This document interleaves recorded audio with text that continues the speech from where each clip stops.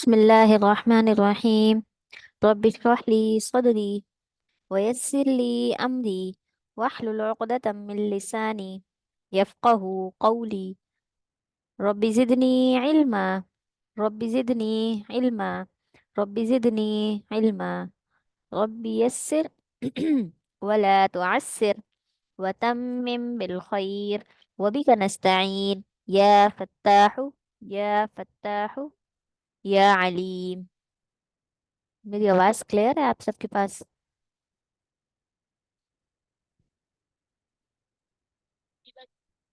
ठीक है। अच्छा जी, हम शुरू कर रहे थे। हमने सूरत तौबा शुरू की थी और उसकी इब्तदाई कुछ आयत हम पढ़ चुके थे। आज हम शुरू करेंगे आयत नंबर 34 से। ठीक है। इस आयत के अंदर या अय्युहल्लज़ीना आमनू इन्न कसीरम मिनल अहबारी वर्रुहबानी लयाकुलूना अम्वालन नासि बिल बातिल। यहाँ पर यहूदियों के और नसारा के बड़े आलिमों के मुतालिक बात हो रही है। जो इनके आलिम जो बड़े होते हैं, जो किताब को जानने वाले पढ़ने वाले होते हैं, लोगों को मसाइल बताते हैं। ठीक है। और रिसालत के अहकामात से वाकिफ होते हैं, उन लोगों के बारे में फरमाया कि ये लोग होते हैं जो क्या करते हैं, लोगों का माल नाहक खा लेते हैं। किस तरीके से? मतलब ये है कि लोगों से जरा जरा सी बात पर किसी भी सवाल के मद में क्या करते थे, माल खा लेते थे, उनसे पैसे लेते थे, रकम लेते थे। कभी कोई मसला पूछने के लिए आता उनसे तो वो इस तरीके से मसला उनकी पसंद का बताकर क्या करते थे, उनसे माल ले लेते थे उसके बदले में। तो इस चीज को फरमाया कि ये लोग क्या करते हैं, लोगों का नाहक माल खाते हैं। और जब आप सल्लल्लाहु अलैहि वसल्लम की बअसत हुई तो ये लोग इस्लाम क्यों नहीं ला रहे थे?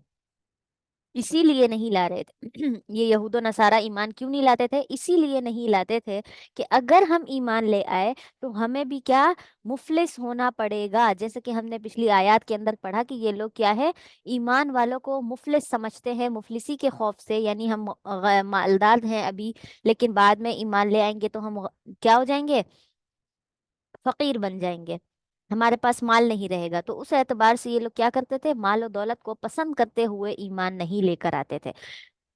ठीक है। तो या अय्युहल्लज़ीना आमनू, ए ईमान वालो, इन्न कसीरम मिनल अहबारी, बेशक अहबार में से बहुत सारे, वर रुहबानी, और रुहबान में से यानी नसारा के, ईसाइयों के बड़े जो आलिम हैं उनमें से बहुत सारे लोग ऐसे हैं, लयाकुलून अम्वाल अन्नासी, जो लोगों का माल खा लेते हैं, बिल बातिल, नाहक तरीके से खाते हैं। यानी वो माल उनके लिए खाना हलाल नहीं होता। जैसे कि हमने कल के वाक़े में पढ़ा था, हजरत आदी जो क्या थे, यहूदियों के बड़े आलिम थे, उनको आप सल्लल्लाहु अलैहि वसल्लम ने क्या फरमाया था, मैं तुम्हारे दीन को तुमसे ज्यादा जानता हूँ। और जो तुम लोगों से टैक्स वगैरह के जरिए से जिजिया तो जो तुम लोगों से लेते हो, सदका खैरात लेते हो, ये तो तौरात के अंदर लेना जायज नहीं है। ठीक है। और दूसरी बात ये कि उनको खाना तो तुम्हारी उम्मत के अंदर, तुम्हारी शरीयत के अंदर तो बिल्कुल भी हलाल नहीं था, ये अल्लाह ताला ने तुम पर हराम किया है।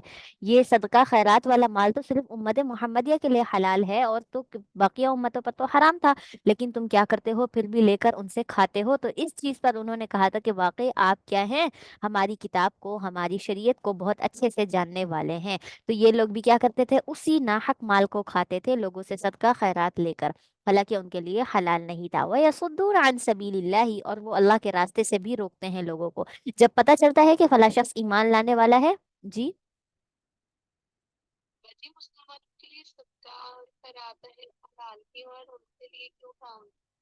ये आप सल्लल्लाहु अलैहि वसल्लम को जो 6 खुसूसियात दी गई है ना बाकी सारे अंबिया पर, उनमें से एक खुसूसियत ये भी है कि आप सल्लल्लाहु अलैहि वसल्लम की उम्मत के लिए सदका खैरात और माल गनीमत को हलाल कर दिया है। पिछली उम्मतों के लिए हलाल नहीं था। वो लोग जब भी उनके लिए सदका खैरात ज़कात का हुक्म होता था तो वो अपना निकाला हुआ माल एक मैदान में लाकर रख देते थे, जमा करते जाते थे, और आग आती थी वो सारा सामान जलाकर राख कर देती थी। तो समझो कि वो सदका खैरात, उनका ज़कात अल्लाह के यहाँ कबूल हो गई। वो खुद उस माल में से कुछ भी नहीं खा सकते थे। और अगर अल्लाह ताला की तरफ से वो माल कबूल नहीं होता था, यानी वो ज़कात सदका खैरात कबूल ना होता, तो फिर आग नहीं आती थी। और ये लोग खुद भी उसको क्या करते थे कि जब अल्लाह ने इसको हलाल नहीं किया, अल्लाह ताला ने जब इसको कबूल नहीं किया, तो हम भी इसको नहीं खा सकते। तो वो माल वहीं पर वैसे ही पड़ा रहता था। जानवर, चरिंद परिंद जो होते थे उसको उठाकर इधर उधर ले जाते थे, लेकिन लोग उसको खा नहीं सकते थे। ठीक है। कबूलियत का ये तरीका था कि आग आती और खत्म हो जाता माल, और कबूल ना होता तो वो जमीन पर वैसा का वैसा पड़ा रहता। लेकिन उम्मत मुहम्मदिया के लिए अल्लाह ताला ने ये फजीलत रखी है कि उनके लिए ये सदका खैरात हलाल है। कि एक अमीर शख्स क्या करता है, सदका निकालता है और किसको देता है, उसी उम्मत मुहम्मदिया के लोगों को ही देता है। अपने से कमतर लोगों को, गरीब लोगों में वो माल तकसीम किया जाता है, तो ये खाना हलाल है। ठीक है, ये फजीलत है हम सब के लिए।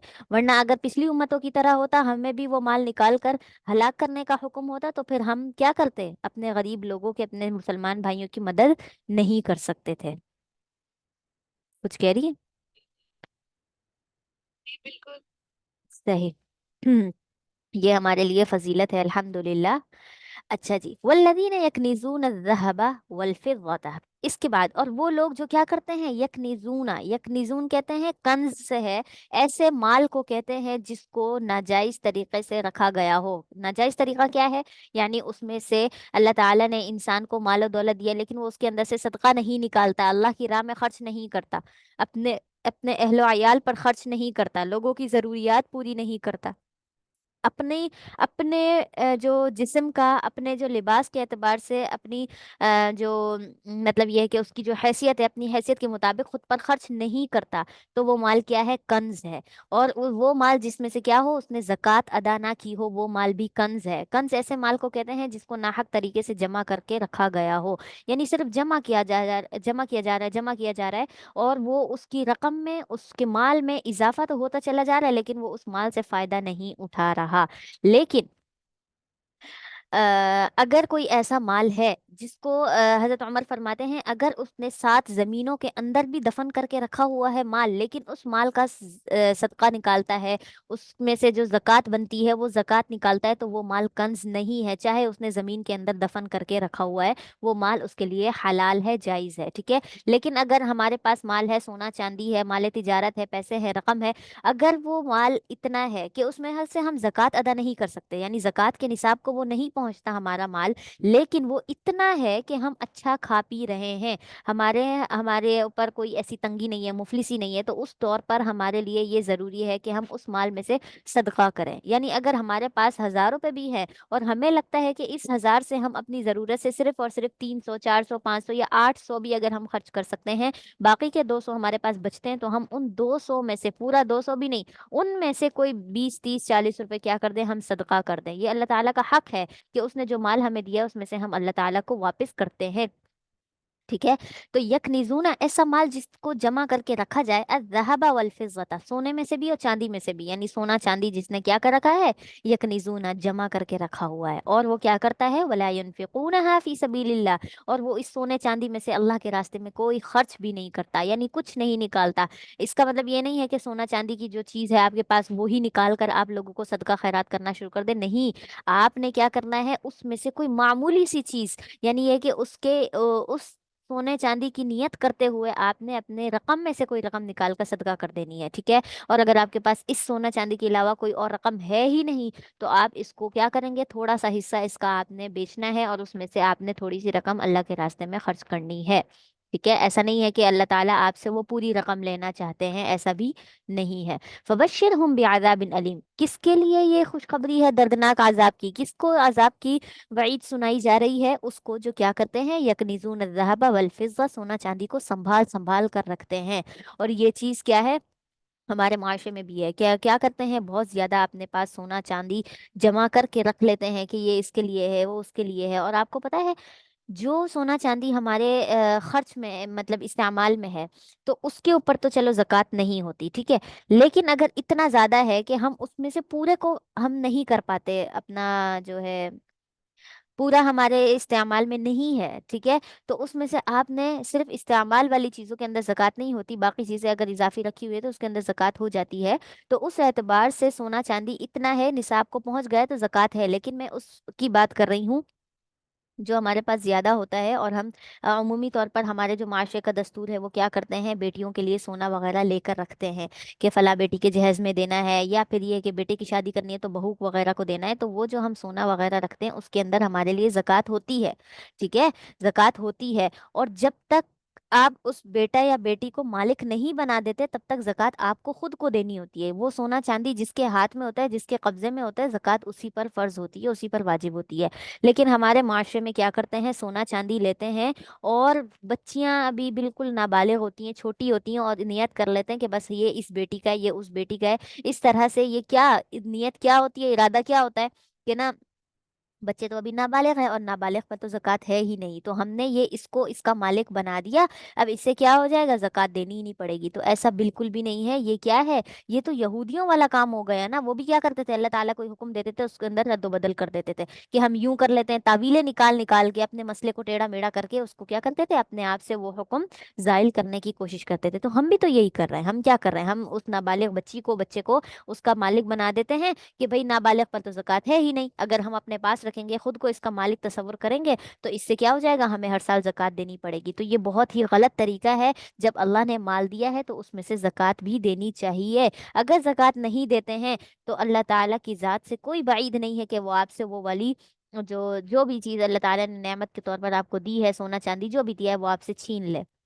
اور ایسے ہی ہوتا ہے جو بہت زیادہ چھپا چھپا کر رکھنے والے ہوتے ہیں، سونا چاندی کو سنبھال سنبھال کر رکھنے والے ہوتے ہیں، تو کیا ہوتا ہے، ناحق طریقے سے ان سے وہ چھین لیا جاتا ہے. کبھی چوری ہو جاتی ہے گھر میں، کبھی کوئی راستے میں کوئی ڈاکو وغیرہ اٹھا کر چھین کر لے جاتے ہیں، زبردستی ناحق طریقے سے وہ مال چھین جاتا ہے، اور پھر ساری زندگی بیٹھ کے افسوس کر رہے ہوتے ہیں کہ وہ سونا چلا گیا، یہ چلا گیا. اگر اس میں سے آپ نے پورے انصاف کے ساتھ، حق کے ساتھ کیا کیا ہے، اللہ کی راہ میں صدقہ خیرات کرتے رہے ہو، سال کے دوران بھی آپ نے صدقہ دیا ہے، اور اس کے علاوہ جب سال گزرا تو آپ نے اس پر زکوٰۃ بھی دی ہے، تو اللہ تعالیٰ اس بات پر گواہ ہے کہ وہ آپ کا کیا کرے گا، جو مال آپ نے بچا کر رکھا ہوا ہے، حق مال جائز طریقے سے، یعنی اس کی زکوٰۃ نکالی ہوئی ہے، تو اس کی حفاظت خود اللہ کے ذمے ہوتی ہے. کیوں؟ کیونکہ ہم نے وہ بطور قرض اللہ کو دے دیا ہے کہ اللہ یہ جو میرا مال ہے نا، اس میں سے میں نے آپ کو اتنی زکوٰۃ دے دی ہے، باقی کی حفاظت آپ کے ذمے ہے. تو اللہ تعالیٰ اس کی حفاظت کرنے والے ہوتے ہیں.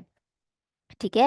تو زکوٰۃ کے اندر تو کوئی کمی پیشی نہیں ہونی چاہیے، اور اس کے علاوہ عام طور پر بھی کیا، صدقہ خیرات کرتے رہنا چاہیے. فبشرہم بعذاب علیم، جو بھی بچا بچا کر اس طرح سے سنبھال سنبھال کر رکھتا رہے گا سونا چاندی کو، مال کو، دولت کو، تو پھر اللہ تعالیٰ اس کو دردناک عذاب کا بتاتے ہیں. یوم یحمى علیہا فی نار جہنم، جس نے سونا چاندی کو بچا بچا کر رکھا، چھپ چھپا چھپا کر سنبھال کر رکھا، اور اللہ تعالیٰ کی راہ میں خرچ نہیں کیا، تو اس کے لیے اللہ تعالیٰ فرماتے ہیں کہ جس دن قیامت ہوگی نا، اس دن کیا ہوگا، یحمى علیہا، کہ ان کو وہ جو سونا چاندی ہے، جو بھی آپ کا ہے، زیور ہے، جو بھی ہے، اس کو کیا کیا جائے گا، یحمى، دہکایا جائے گا، آگ کے اندر خوب تپایا جائے گا اس سونا چاندی کو، اور فی ناری جہنم، کس کے اندر، جہنم کی آگ کے اندر ڈال کر اس کو خوب خوب تیز تپایا جائے گا. فتقوا بها جباہہم، اب کیا ہوگا بھائی، فتقوا بها، پھر اس سونا چاندی کو جس کو تپایا گیا ہے، گرم کیا گیا ہے، اس سے جباہہم، ان کی پیشانیوں کو، کن کی، جنہوں نے دنیا کے اندر اس کو سنبھال کر رکھا،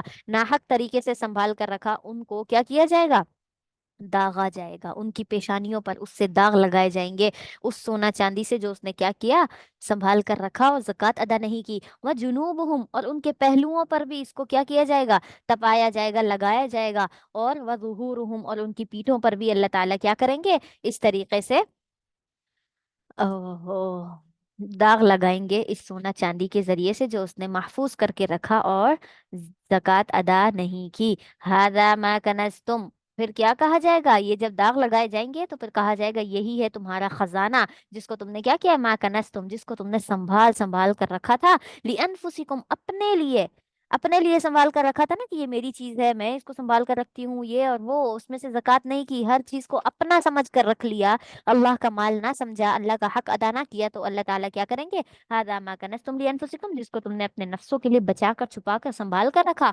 اس کے لیے اب تم نے اسی مال سے، اسی سونا چاندی سے اب کیا ہے، فذوقوا ما کنتم تکنزون، اب تم یہ مزہ چکھو، یعنی یہ جو تمہیں داغا جا رہا ہے نا اس چیز سے، اب تم چکھو اس چیز سے، ما کنتم تکنزون، جو تم سنبھال کر جمع کر کے رکھا کرتے تھے، اسی کی وجہ سے یہ تمہیں عذاب دیا جا رہا ہے. اس کے بعد اگلی جو آیت ہے، ان عدت الشہور عند اللہ 12 شہرا، جیسے کہ ہم نے الف لام میم میں بھی پڑھا اور پچھلی صورت کے اندر بھی پڑھا تھا کہ اللہ تعالیٰ نے 4 مہینوں کی حرمت کو بیان کیا ہے، جو ازل سے ابد تک ہے، کہ اس کے اندر کیا ہے، قتال، جنگ وغیرہ جائز نہیں ہے، درست نہیں ہے، اس کے اندر کیا کرنا ہوتا ہے، امن کے ساتھ جو ہے رہا جاتا ہے، جن کے ساتھ آپ کا کوئی عہد ہوا ہو کہ ہم آپ کو جو ہے جزیہ وغیرہ ٹیکس دے کر آپ ہمارے ملک میں رہ رہے ہیں، ہم آپ کے ساتھ جنگ نہیں کریں گے، اور اسی طریقے سے وہ لوگ جو آپ کے دشمن بھی ہیں نا، تب بھی آپ نے ان 4 مہینوں کے اندر ان سے کوئی جنگ اور قتال نہیں کرنی. ان عدت الشہوری، بے شک مہینوں کا جو شمار ہے، عند اللہ، وہ اللہ کے ہاں کتنا ہے؟ 12 شہرا، 12 مہینے ہیں. اللہ تعالیٰ فرماتے ہیں کہ میرے نزدیک مہینے کتنے ہیں سال کے اندر؟ 12 مہینے ہیں. فی کتاب اللہ، اللہ کی کتاب میں. یہ 12 مہینے کی شروعات کب سے ہوئی، کیسے ابتدا ہوئی؟ یوم خلق السماوات والارض، کب سے ہیں یہ 12 مہینے؟ جس دن سے اللہ تعالیٰ نے آسمانوں اور زمین کو پیدا کیا.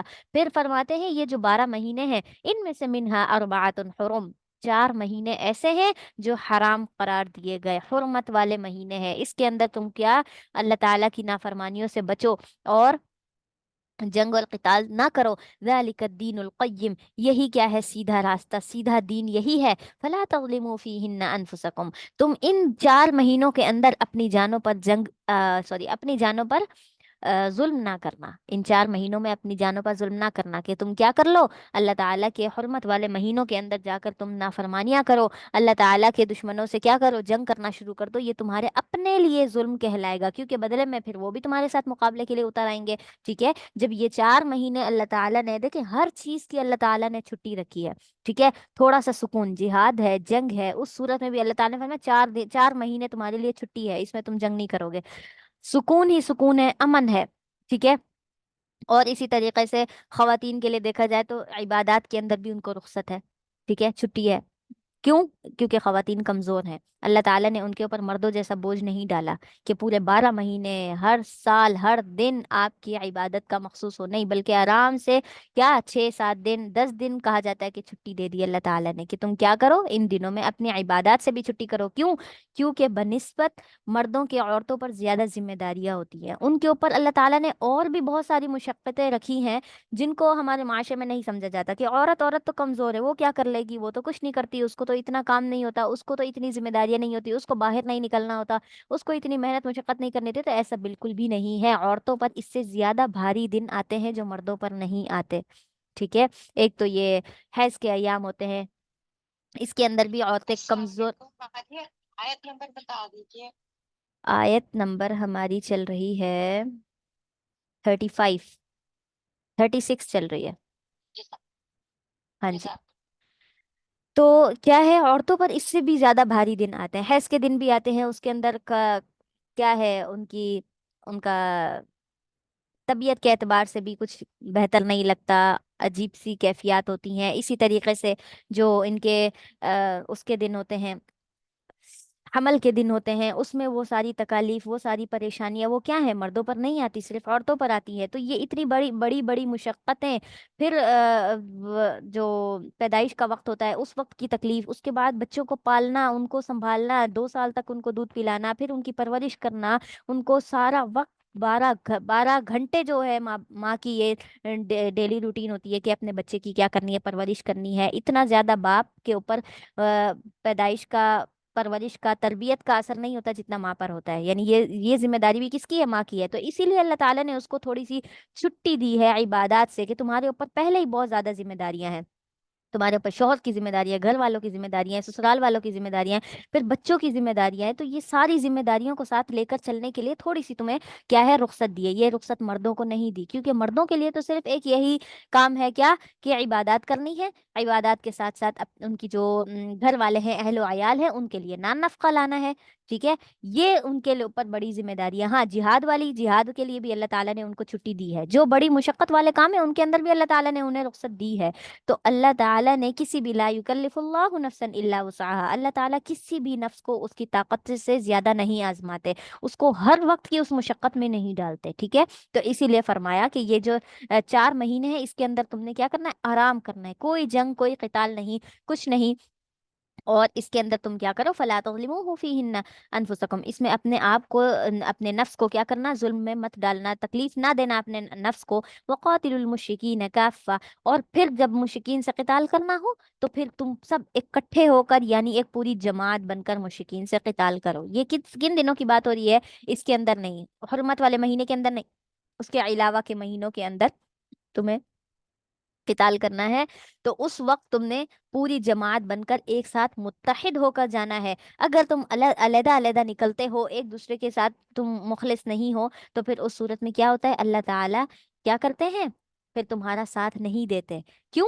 کیونکہ جماعت کے اندر خیر اور برکت ہے۔ آپ صلی اللہ علیہ وسلم کی حدیث میں آتا ہے کہ پوری کی پوری جو ایک جماعت ہوتی ہے نا، اور جماعت کتنی کی ہوتی ہے؟ تین کی، ایک امیر ہو اور دو اس کے تابع ہوں، ٹھیک ہے؟ تین لوگوں کی جماعت بھی ہوتی ہے، تو اللہ تعالیٰ صلی اللہ علیہ وسلم نے فرمایا کہ جماعت پر تو اللہ کا ہاتھ ہوتا ہے، یعنی اس میں خیر ہوتی ہے، اس میں برکتیں ہوتی ہیں، جب کوئی کوئی لوگ اپنے آپ کو ایک جماعت کی صورت میں اختیار کر لیتے ہیں۔ تو اسی لیے اللہ تعالیٰ نے فرمایا کہ جب مشرکین سے قتال کرنا ہو، تب بھی تم ایک جماعت کی صورت میں اکٹھے ہو کر نکلنا، کما یقاتلونکم کافہ، جیسا کہ وہ دشمن تم سے مل جل کر اکٹھے ہو کر جنگ کرتے ہیں۔ اب دیکھیں دشمنوں کی اس چیز میں کیا ہے، اتحاد ہے۔ وہ جب بھی مسلمانوں سے مقابلہ کریں گے نا، آپ دیکھیں کہ وہ آپس میں ایک ساتھ متحد ہو جائیں گے، یہ ان کے اندر کیا ہے، ایک خصوصیت ہے۔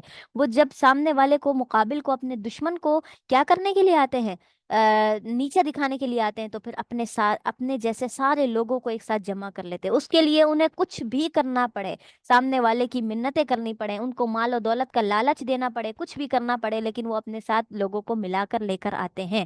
کما یقاتلونکم کافہ، مسلمانوں کو بھی کہا کہ تم نے بھی کافہ جماعت بن کر نکلنا ہے، اکٹھے ہو کر، وَاعْلَمُوا أَنَّ اللَّهَ، اور جان لو کہ بے شک اللہ تعالیٰ مع المتقین، پرہیزگاروں کے ساتھ ہے، جو اللہ تعالیٰ سے کیا کرتے ہیں، ڈرتے ہیں، تقوی اختیار کرتے ہیں۔ انما النسیء زیادۃ فی الکفر یضل بها الذین کفروا۔ اچھا، اور اس کے علاوہ یہ کیا جو حرمت والے مہینوں کی بات ہوئی، وہ کہ وہ 4 مہینے ہیں، وہ کون سے مہینے ہیں، ذی القعدہ، ذی الحجہ اور محرم، یہ 3 مہینے لگاتار ہیں، اور ایک ہے رجب کا مہینہ۔ یہ 4 مہینے ہیں جو حرمت والے ہیں، اس کے اندر جنگ قتال وغیرہ جائز نہیں ہے۔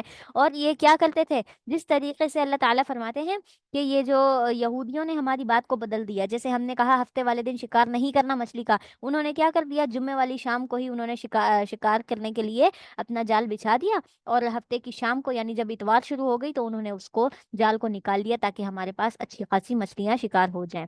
تو انہوں نے بھی بات کو بدلا۔ اب قریش مکہ بھی یہی کیا کرتے تھے، جب اللہ تعالیٰ نے ان کے لیے 4 مہینوں کا حکم دیا کہ تم نے کیا کرنا ہے، یہ 4 مہینے حرمت والے ہیں، اور جیسا کہ میں نے بتایا یہ حرمت والے ابھی سے نہیں ہیں۔ اللہ تعالیٰ نے فرمایا یوم خلق السماوات والارض، جب سے دنیا بنائی گئی اللہ تعالیٰ نے تب سے 12 مہینے مقرر کیے، 12 میں سے 4 مہینوں کی حرمت اللہ تعالیٰ نے اسی وقت سے مقرر کر دی۔ تو قریش مکہ بھی یہ بات جانتے تھے کہ یہ 4 مہینے جنگ نہیں کر سکتے، یہ حرمت والے مہینے ہیں، وہ بھی اس کو سمجھتے تھے۔ لیکن وہ کیا کرتے، جب محرم کا مہینہ آتا تھا تو ذی الحجہ کے ختم ہوتے ہی ان کا ایک شخص تھا سردار، وہ جس کا نام تھا غالباً جد، جد نام تھا، جد یا جد، تو وہ کیا کرتا تھا، وہ ان کے پاس پیغام بھیجتا تھا کہ تم نے کیا کرنا ہے، اس سال ہم محرم کا مہینہ حرمت کے ساتھ نہیں منائیں گے، بلکہ ہم نے محرم کو سفر میں تبدیل کر دیا ہے، مطلب اب سفر کا مہینہ ہم حرمت کے ساتھ منائیں گے، اس میں جنگ نہیں کریں گے، اس میں وہ ساری حرمت والے کام ہم رک جائیں گے، لیکن ابھی محرم ہمارا حرمت والا مہینہ نہیں ہے۔ اور پھر مشرکین مکہ اسی پر عمل کرتے ہوئے یہی کرتے تھے، وہ لوگ ایک سال محرم کو حرمت والا مہینہ مناتے تھے، اور دوسرے سال سفر کو حرمت والا مہینہ مناتے تھے، اور کبھی کبھی وہ شخص یہ بھی کہہ دیتا تھا کہ وہ جو ان کا بڑا تھا وہ یہ کہہ دیتا تھا کہ تم نے کیا کرنا ہے، اس سال ہم جو ہے محرم کا مہینہ حرمت والا منائیں گے ہی نہیں، سفر میں تبدیل نہیں کر رہے بلکہ ہم منائیں گے ہی نہیں، اگلے سال ہم دو مہینے ایک ساتھ منا لیں گے، مطلب محرم اور سفر ایک ساتھ دونوں ہم حرمت والے مہینے منائیں گے، اس سال محرم اور سفر دونوں ہی حرمت والے نہیں ہیں۔ تو اسی لیے اللہ تعالیٰ نے فرمایا انما النسیء زیادۃ فی الکفر، بے شک وہ لوگ جو کیا کرتے ہیں، نسیء آگے پیچھے کر دیتے ہیں، زیادۃ زیادتی کے ساتھ، فی الکفر کفر میں، کیا مہینوں کو آگے پیچھے کر دیتے ہیں، یضل بھی، وہ گمراہ کر دیے جاتے ہیں، یعنی وہ گمراہ کرتے ہیں اس کے ذریعے سے الذین کفروا، کافر لوگوں کو، ٹھیک ہے، کافر لوگوں کو اس سے کیا گمراہ کرتے ہیں، کبھی محرم کا مہینہ حرمت والا بنا دیتے ہیں، کبھی محرم کی جگہ سفر والا بنا دیتے ہیں، اور کبھی کہتے ہیں کہ اس سال ہم منائیں گے ہی نہیں، تو یحلونہ عاما، وہ کیا کر دیتے ہیں، ایک سال اس کو حلال کر دیتے ہیں، کون سا مہینہ، جیسے کہ میں نے بتایا محرم کا مہینہ، آخری تیسرا مہینہ، کیونکہ لگاتار 3 महीने एक साथ आते थे, जिलक़ादा, जिलहज्जा और मुहर्रम। तो वो जाहिर है उनके अंदर तो शर है। अब वो 3 महीने लगातार क्या कर रहे हैं, इससे रुके हुए हैं, जंग नहीं कर रहे, लड़ाई नहीं हो रही। अब उनके जो नफ्स के अंदर जो शर है ना, वो उनको बार बार क्या कचूका लगा रहा है, छोड़ो अब तुम कितने हुर्मत वाले महीने मनाओगे, अभी नहीं करो, अभी लड़ाई कर लो, अभी ये खिलाफ वर्जी कर लो, ये कर लो, वो कर लो।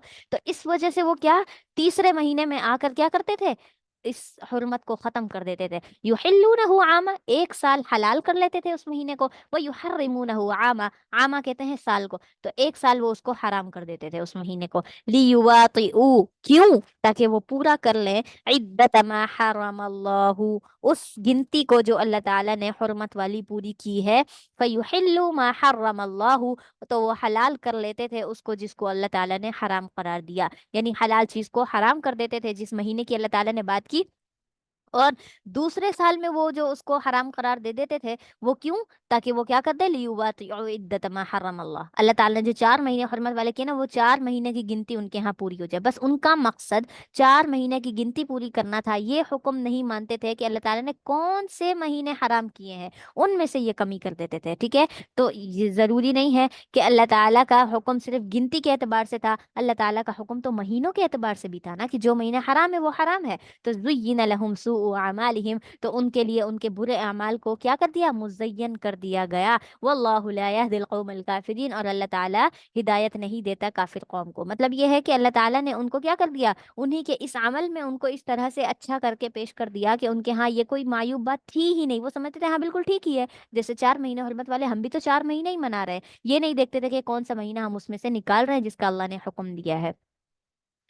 इसके बाद आगे जो है जंग का हुक्म है, कि जब ईमान वालों को जंग के लिए कहा जाए, इनफिरू, निकल जाओ तुम अल्लाह के रास्ते में। यानी जैसे ही जंग का हुक्म आए तुमने निकलना है, उस वक्त बैठकर तुमने कोई सवाल जवाब नहीं करना है कि अभी कैसे निकलें, क्या होगा, कैसे होगा, कुछ नहीं। हुक्म दिया गया जिहाद पर जाना है तो तैयार हो जाओ, जिहाद पर हर हाल में जाना है। या अय्युहल्लज़ीना आमनू, ए ईमान वालो, मालकुम, तुम्हें क्या हुआ है कि इज़ा क़ील लकुम इन्फिरू, जब तुमसे कहा जाता है कि इन्फिरू, निकल पड़ो, फी सबीलिल्लाहि, अल्लाह के रास्ते में। यानी जब अल्लाह के रास्ते में निकलने के लिए तुम्हें कहा जाता है तो तुम क्या करते हो, इस्साक़ल्तुम इलल अर्ज़ि, तो तुम जमीन की तरफ झुकाव पैदा करते हो, वहां पर जमीन पर बोझलपन हो जाते हो, तुम्हारा जमीन की तरफ झुकाव ज्यादा हो जाए। जमीन की तरफ झुकाव का क्या मतलब है, मतलब ये है कि ये उस वक्त की बात है जब गज़वा तबूक का हुक्म आया था मुसलमानों के लिए कि तबूक के लिए निकलना है। और वो ऐसे वक्त में आया था जब मुसलमानों की, यानी मदीना के अंदर उनकी खेती पूरी तरह से पक चुकी थी। जमीन पर, यानी जमीन की खेती जो थी वो पूरी पक चुकी थी, और जो फल वगैरह थे उनके फल अच्छे तरीके से आ चुके थे, बिल्कुल तोड़ने लायक थे।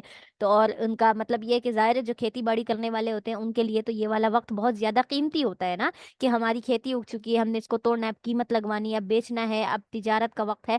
तो ये वाला वक्त था, और जब उनके लिए जंग का हुक्म आया तो उनके दिल क्या हो गए, भारी हो गए इस बात से कि अब हम कैसे निकलेंगे, हमारी तो खेती बिल्कुल तैयार है, हमारा तो गल्ला अनाज सब कुछ तैयार है, अब तो तिजारत का वक्त है, ऐन तिजारत के वक्त पर हमें हुक्म दे दिया गया है जिहाद का। अगर हम वहां से निकल जाते हैं, अगर हम जिहाद के लिए निकल जाते हैं, तो फिर क्या हो जाएगा हमारे लिए, ये बाकी हमारी जो सारी चीजें हैं पीछे, हमारी जो खेती पक चुकी है, फल तैयार हो चुके हैं, ये सारे के सारे क्या हो जाएंगे, जाया हो जाएंगे। तो इसीलिए अल्लाह ताला ने फरमाया कि जब तुम्हें कहा गया कि निकलो तबूक के वक्त पर, तो तुमने क्या किया, इत्ताकल तुम इलल अर्दी, तो जमीन की तरफ तुम्हारा बोझलपन बढ़ता गया, तुम्हारे लिए वो चीजें ज्यादा अहमियत रखने लगी। अरदीतुम बिल हयाति दुनिया मिनल आखिरा, क्या तुम्हें दुनिया की जिंदगी ज्यादा पसंद है आखिरत की जिंदगी से, यानी दुनिया को ज्यादा अच्छा समझने लगे हो। फमा मताउल हयाति दुनिया, ये जो दुनिया की जिंदगी है ना, ये सिर्फ फायदे के लिए ही है, फिल आखिरती, आखिरत के मुकाबले में, इल्ला कलील, मगर बहुत थोड़ी सी। यानी दुनिया के अंदर तुम्हारे लिए ये थोड़ा सा फायदा उठाना है आखिरत की जिंदगी से, वरना तो हकीकत में आखिरत में ही ये फायदा है। और अगर तुम इस हुक्म को सुनते ही जिहाद के लिए निकल जाते, तो तुम्हारे लिए तो बहुत ज्यादा इसमें क्या हो जाता, खैर और भलाइयां आखिरत के मुकाबले में आ जाती। इल्ला तनफिरू युअज़्ज़िबकुम, अगर तुम क्या हो, अगर तुम नहीं निकलोगे, युअज़्ज़िबकुम, तो अल्लाह ताला तुम्हें अजाब देगा, अजाबन अलीमा, दर्दनाक अजाब। ये हुआ भी था गज़वा तबूक में, जो लोग पीछे रह गए थे अल्लाह ताला ने उनके लिए हुक्म दिया था कि अब उनके लिए कोई मुआफ़ी नहीं है। और ज्यादातर वो लोग थे जो मुनाफिकीन थे, लिहाजा उन्हें तो कोई फर्क ना पड़ा कि ठीक है। और गज़वे तबूक के मौके पर ही दो मुनाफिकीन ने आपस में जो है गुफ्तगू करते हुए, जब ये लोग जंग के लिए निकले थे तो गुफ्तगू करते हुए एक मुनाफिक ने दूसरे से कहा कि اس وقت ہمیں جنگ کے لیے نکالا جا رہا ہے، ایک تو یہ اللہ اور اس کے رسول کی سمجھ ہی نہیں آتی، یعنی جب پھل پک چکے ہیں، جب ہماری تجارت کا عین وقت ہے، اس وقت ہمیں نکال کر باہر لے کر آ گئے، اب پتہ نہیں آگے ہمیں اتنا مال غنیمت ملے گا بھی کہ نہیں ملے گا، ٹھیک ہے؟ یعنی ہم یہاں سے تو ساری چیزیں چھوڑ کر جا رہے ہیں، آگے جہاں جا رہے ہیں وہاں پر بھی ہمیں پتہ نہیں یہ سارا سامان، ساز و سامان ملتا ہے یا نہیں، ان کا مقصد کیا تھا؟ مال غنیمت کی طرف تھا۔ تو دوسرے نے کہا اس کو کہ تم کیا کرو، باز آ جاؤ، ایسی بات نہ کرو، کیونکہ کوئی بعید نہیں ہے کہ بہت جلد ہمارے متعلق آیت نازل ہو جائے، کیونکہ منافقین کو پتہ تھا ہم جو بھی بات کرتے تھے اس کی خبر آپ صلی اللہ علیہ وسلم کو فوراً دے دی جاتی تھی وحی کے ذریعے سے۔ تو اس نے کہا ایسا نہ ہو کہ آیات نازل ہو جائے اور باقاعدہ سے اس میں ہمارا نام لے لیا جائے کہ یہ دونوں اس طریقے سے باتیں کر رہے تھے، اور دوسرا یہ کہ کیا کہتے ہیں،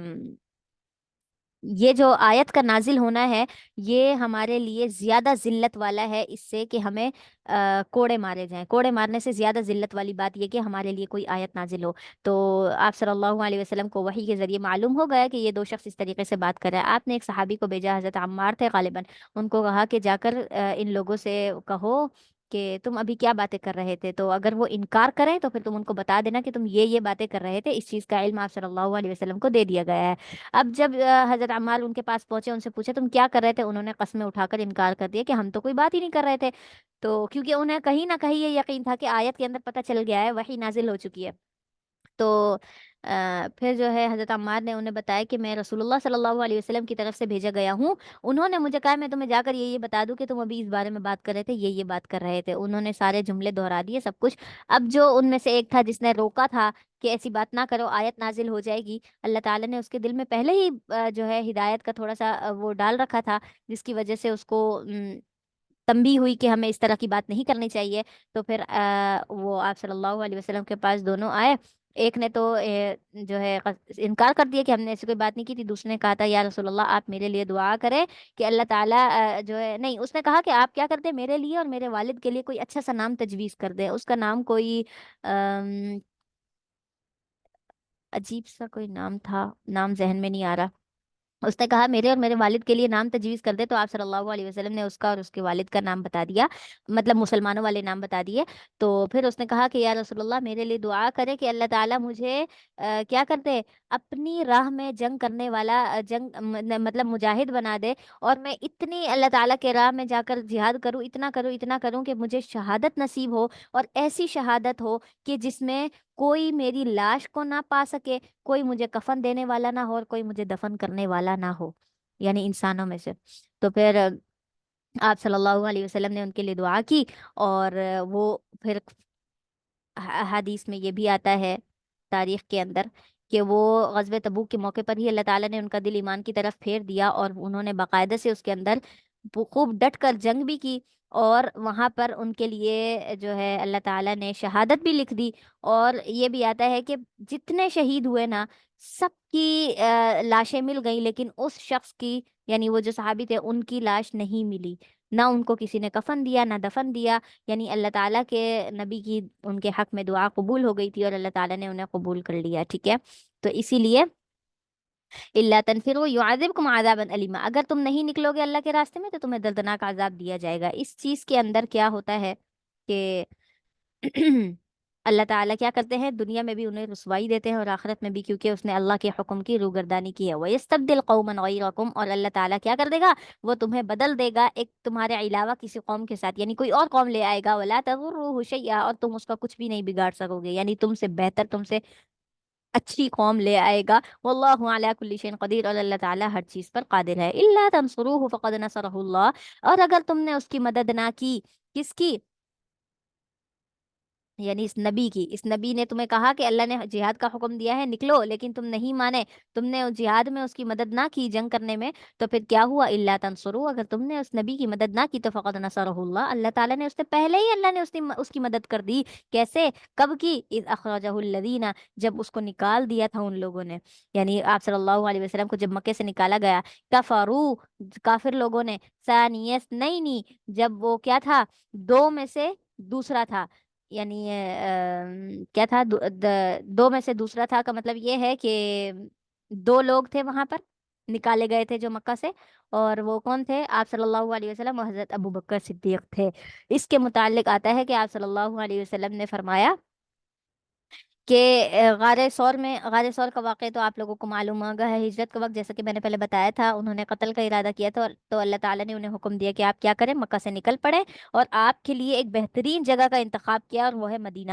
تو پھر وہاں پر آپ حضرت ابوبکر صدیق کے پاس آتے ہیں اور ان سے کہتے ہیں کہ ابوبکر تیاری پکڑو، نکلنے کا حکم آ چکا ہے۔ تو حضرت ابوبکر صدیق نے فرمایا کہ کیا اللہ کی طرف سے حکم ہے؟ آپ نے فرمایا جی ہاں۔ آپ نے مزید کوئی سوال نہ کیا، گھر والوں سے کہا کہ اللہ کی طرف سے حکم آیا ہے، مجھے نبی کے ساتھ جانا ہے اور میں ان کے ساتھ جانے کے لیے تیار ہوں، زیادہ راہ لیا اور چل پڑے۔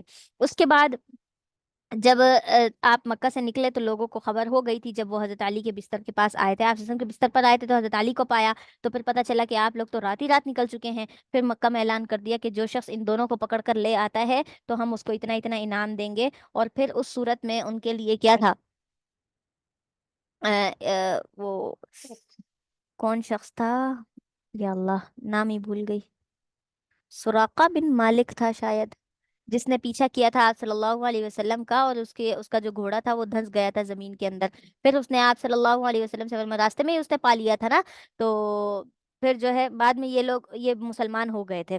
تو اس وقت اس نے کہا کہ میں آپ کو پکڑ کر لے جانے آیا ہوں اپنی قوم کے پاس تاکہ مجھے انعام ملے۔ تو اللہ تعالیٰ نے فرمایا کیا تم ایک نبی کو اب اس انعام کی خاطر تم اپنے قوم کے حوالے کر دو گے؟ تو اللہ تعالیٰ تمہیں اس نیت بد کے ساتھ تمہیں کبھی مجھ تک پہنچنے نہیں دے گا۔ اور ایسے ہی ہوا، وہ جیسے قریب ہوتے ان کا گھوڑا پھر زمین میں دھس جاتا، اور قریب تھا کہ وہ خود بھی پورے دھس جاتے۔ تیسری مرتبہ تو ایسے ہی ہوا، پھر انہوں نے کہا کہ اے محمد میرے لیے دعا کر دیجئے، میں اب یہیں سے واپس لوٹ جاؤں گا، آپ کی طرف نہیں آؤں گا، اور واللہ میں لوگوں کو بھی جا کر نہیں بتاؤں گا کہ میں نے آپ کو راستے میں دیکھا ہے۔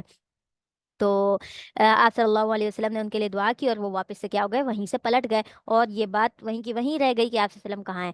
پھر آپ لوگ کیا ہو گئے، آپ لوگ جو ہے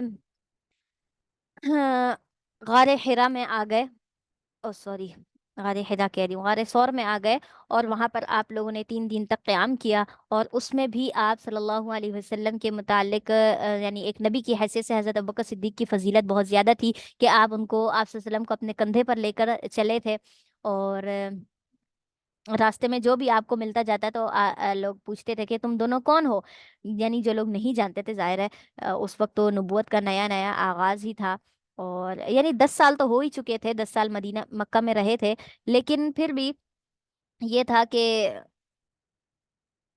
آ،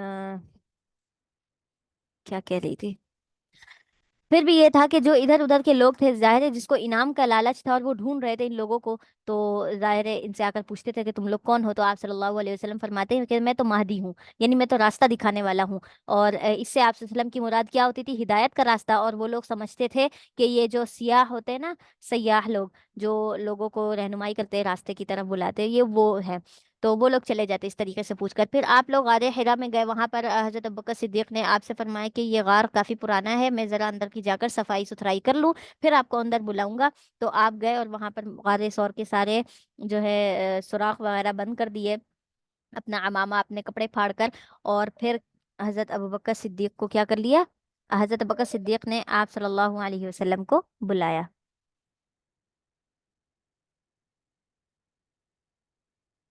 تو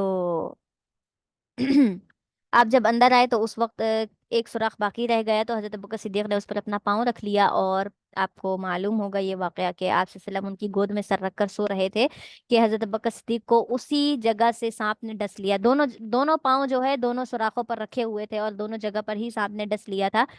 تو آپ نے آواز نہ نکالی، نہ ہی ہلے جھلے کہ کہیں آپ صلی اللہ علیہ وسلم کی آنکھ نہ کھل جائے، اور اس طریقے سے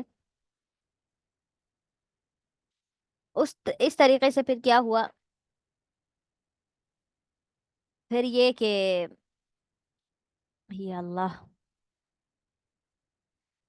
پھر آپ صلی اللہ علیہ حضرت ابوبکر صدیق کی تکلیف کی وجہ سے، یعنی جو ڈس لیا تھا سانپ نے، اس کا زہر پھیلنے لگا تھا، تو اس کی وجہ سے آپ کی آنکھ سے آنسو نکلا اور آپ کے چہرے مبارک پر گرا، آپ اٹھ بیٹھے کہ ابو بکر کیا تکلیف ہے، کیوں رونے لگے ہو؟ فرمایا کہ کچھ نہیں، آپ سو جائیے۔ آپ صلی اللہ علیہ وسلم نے فرمایا کیا تکلیف ہے تمہیں؟ فرمایا کہ جس جگہ پر میں نے سوراخ پر پاؤں رکھا ہے وہاں سے سانپ نے ڈس لیا ہے۔ تو پھر جو ہے آپ صلی اللہ علیہ وسلم نے ان پر ان کے زخم مبارک پر جو ہے اپنا لعاب مبارک لگایا، اور تکلیف جاتی رہی، اور لمحے بھر میں وہ زہر بھی ختم ہو گیا اور وہ زخم بھی ٹھیک ہو گیا۔ اور پھر جو ہے اس وقت حضرت ابوبکر صدیق اور آپ صلی اللہ علیہ وسلم غار کے اندر تھے، اور یہ لوگ جو ہے آپ نے دیکھا بھی ہوگا تصویروں کے اندر، جو عمرے کے لیے گئے ہوں گے، حج کے لیے گئے ہوں گے، انہوں نے حقیقی طور پر بھی غار ثور دیکھا ہوگا کہ اس کا جو گلائی والا حصہ ہے اندر داخل ہونے کا، وہ نیچے کی طرف ہے، اوپر پورا پہاڑ ہے۔ تو وہ لوگ جب آئے ڈھونڈتے ڈھونڈتے، تو یہ غار ثور کے اوپر چڑھ گئے، یعنی اس سوراخ کی طرف نہیں دیکھا۔ کیوں؟ اس لیے کہ آپ صلی اللہ علیہ وسلم نے دعا فرمائی تھی کہ اے اللہ، ہم تو تیرے حکم سے نکلے ہیں، اب آپ نے ہی کیا کرنی ہے؟ ہماری حفاظت کرنی ہے۔ اور حفاظت کا ذمہ اللہ تعالیٰ نے لیا، اور کیا کیا؟ اس غار کے منہ پر ہی ایک مکڑی کو بھیج دیا، اور اس نے 2 منٹ کے اندر، لمحے بھر میں کیا کر دیا؟ وہاں پر جالا بن دیا، اور کبوتر کو بھیج دیا جس نے وہاں فٹافٹ گھونسلہ بنایا، انڈے دیے، اور وہاں ایسے لگ رہا تھا کہ عرصہ پہلے اس کے اندر کوئی داخل ہوا ہوگا تو ہوا ہوگا، لیکن اب یہ غار کئی سال سے، کئی عرصے سے بند ہے، کیونکہ جالے ہونا اور کبوتر کا وہاں پر گھونسلہ بنانا، باقاعدہ سے انڈے دینا، تو اس سے یہ ظاہر ہوتا ہے کہ یہاں پر بہت عرصے سے کوئی آیا ہی نہیں، صرف ان لوگوں کا بسیرا ہے، جانوروں کا۔ تو اس وجہ سے جب انہوں نے دیکھا کہ یہ کیا ہے، بعض نے کہا کہ اندر چل کر دیکھتے ہیں، انہوں نے کہا اتنا تو جالا ہے، جالے کے ساتھ کون اندر کیسے داخل ہو سکتا ہے؟ یعنی جالا تو ٹوٹ جانا تھا نا۔ تو اس وجہ سے وہ وہیں کھڑے رہے، باتیں کر رہے تھے، تو حضرت ابوبکر صدیق نے فرمایا یا رسول اللہ، مجھے ڈر لگ رہا ہے۔ تو آپ صلی اللہ علیہ وسلم نے ان سے فرمایا تھا لا تحزن ان اللہ معنا، تم ڈرو نہیں، اللہ تعالیٰ ہمارے ساتھ ہے۔ اور پھر احادیث میں یہ بھی آتا ہے، آپ صلی اللہ علیہ وسلم فرماتے ہیں اگر یہ مشرکین ذرا سا نیچے جھک کر دیکھ لیں تو یہ ہم دونوں کو پکڑ لیں گے، یعنی اتنا قریب تھے دشمن، لیکن اللہ تعالیٰ نے کیا کر دیا؟ ان کی آنکھوں پر پردہ کر دیا۔ تو یہی وہ آیت ہے کہ کفروا ثانی اثنین، ان دونوں میں سے دوسرا وہ تھا، دوسرا وہ تھا، یعنی ایک حضرت بکر صدیق تھے، ایک آپ صلی اللہ علیہ وسلم تھے، اذ ہما فی الغار، جب وہ دونوں کے دونوں غار میں تھے، اذ یقول لصاحبہ، جب اس نے اپنے ساتھی سے کہا، یعنی آپ صلی اللہ علیہ وسلم نے اپنے ساتھی سے کہا لا تحزن، ڈرو مت، ان اللہ معنا، بے شک اللہ تعالی ہمارے ساتھ ہے۔ یعنی اتنی زیادہ اور آپ دیکھیں کہ اس وقت یہ بات تو آپ صلی اللہ علیہ وسلم نے حضرت ابوبکر صدیق سے کی تھی نا، کہ ڈرو مت، اللہ تعالیٰ ہمارے ساتھ ہے، لیکن آپ یقین کریں اگر اس آیت کو آج بھی ہم پورے یقین کے ساتھ پڑھیں لا تحزن ان اللہ معنا، تو دل سے سارے خوف، ڈر، شکوے، شکایت، نا امیدی، بے سکونی، ہر چیز دل سے جاتی رہتی ہے، دل میں ایک اطمینان اترنے لگتا ہے کہ واقعی ان اللہ معنا، اللہ تعالیٰ کیا ہے؟ ہمارے ساتھ ہے۔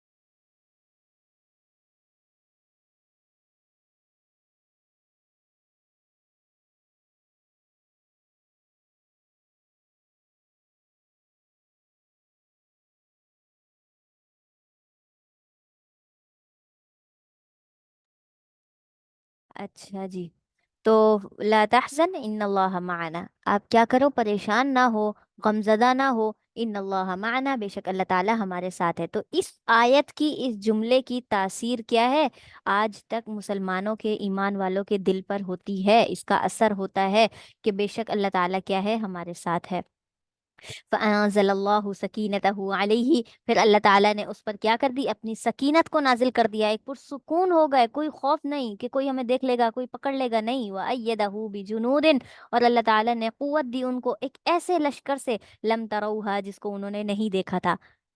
کس کو؟ لم تروہا، جن کو آپ نے نہیں دیکھا تھا، یعنی آپ صلی اللہ یہ اللہ تعالیٰ کیا ہے؟ ان لوگوں سے مخاطب ہو رہے ہیں آپ صلی اللہ علیہ وسلم کے بارے میں بتانے کے لیے کہ جن جن کو تم نے دیکھا بھی نہیں، اللہ تعالیٰ نے اس کی مدد، یعنی نبی کی مدد اس لشکر کے ساتھ کی۔ یہ کون ہے؟ غزوہ بدر، غزوہ احد وغیرہ، غزوہ حنین کے اندر بھی جو اللہ تعالیٰ نے فرشتوں کو نازل کیا، اس کے متعلق بات ہو رہی ہے کہ وَأَيَّدَ بِجُنُودٍ، ایسا لشکر، وَجَعَلَ كَلِمَةَ الَّذِينَ كَفَرُوا السُّفْلَىٰ، اور اللہ تعالیٰ نے کیا کر دی؟ اور اللہ تعالیٰ نے کر دیا یہ کلمہ، یہ بات، الذین کفروا، جو لوگ کافر تھے، کافروں کے لیے اللہ تعالیٰ نے یہ بات ثابت کر دی کہ السفلا، ان کے لیے نیچا پن ہے، نچلے درجے کے وہ لوگ ہیں، ان کے لیے کیا ہے؟ کمزوری ہے۔ وَكَلِمَةُ اللَّهِ هِيَ الْعُلْيَا، اور اللہ تعالیٰ کا جو کلمہ ہے نا وہ بلندی والا ہی ہے، یعنی کفر کیا ہے؟ پستی کی طرف ہے، اور ایمان جو ہے اللہ کا کلمہ جو ہے وہ بلندی کی طرف ہے۔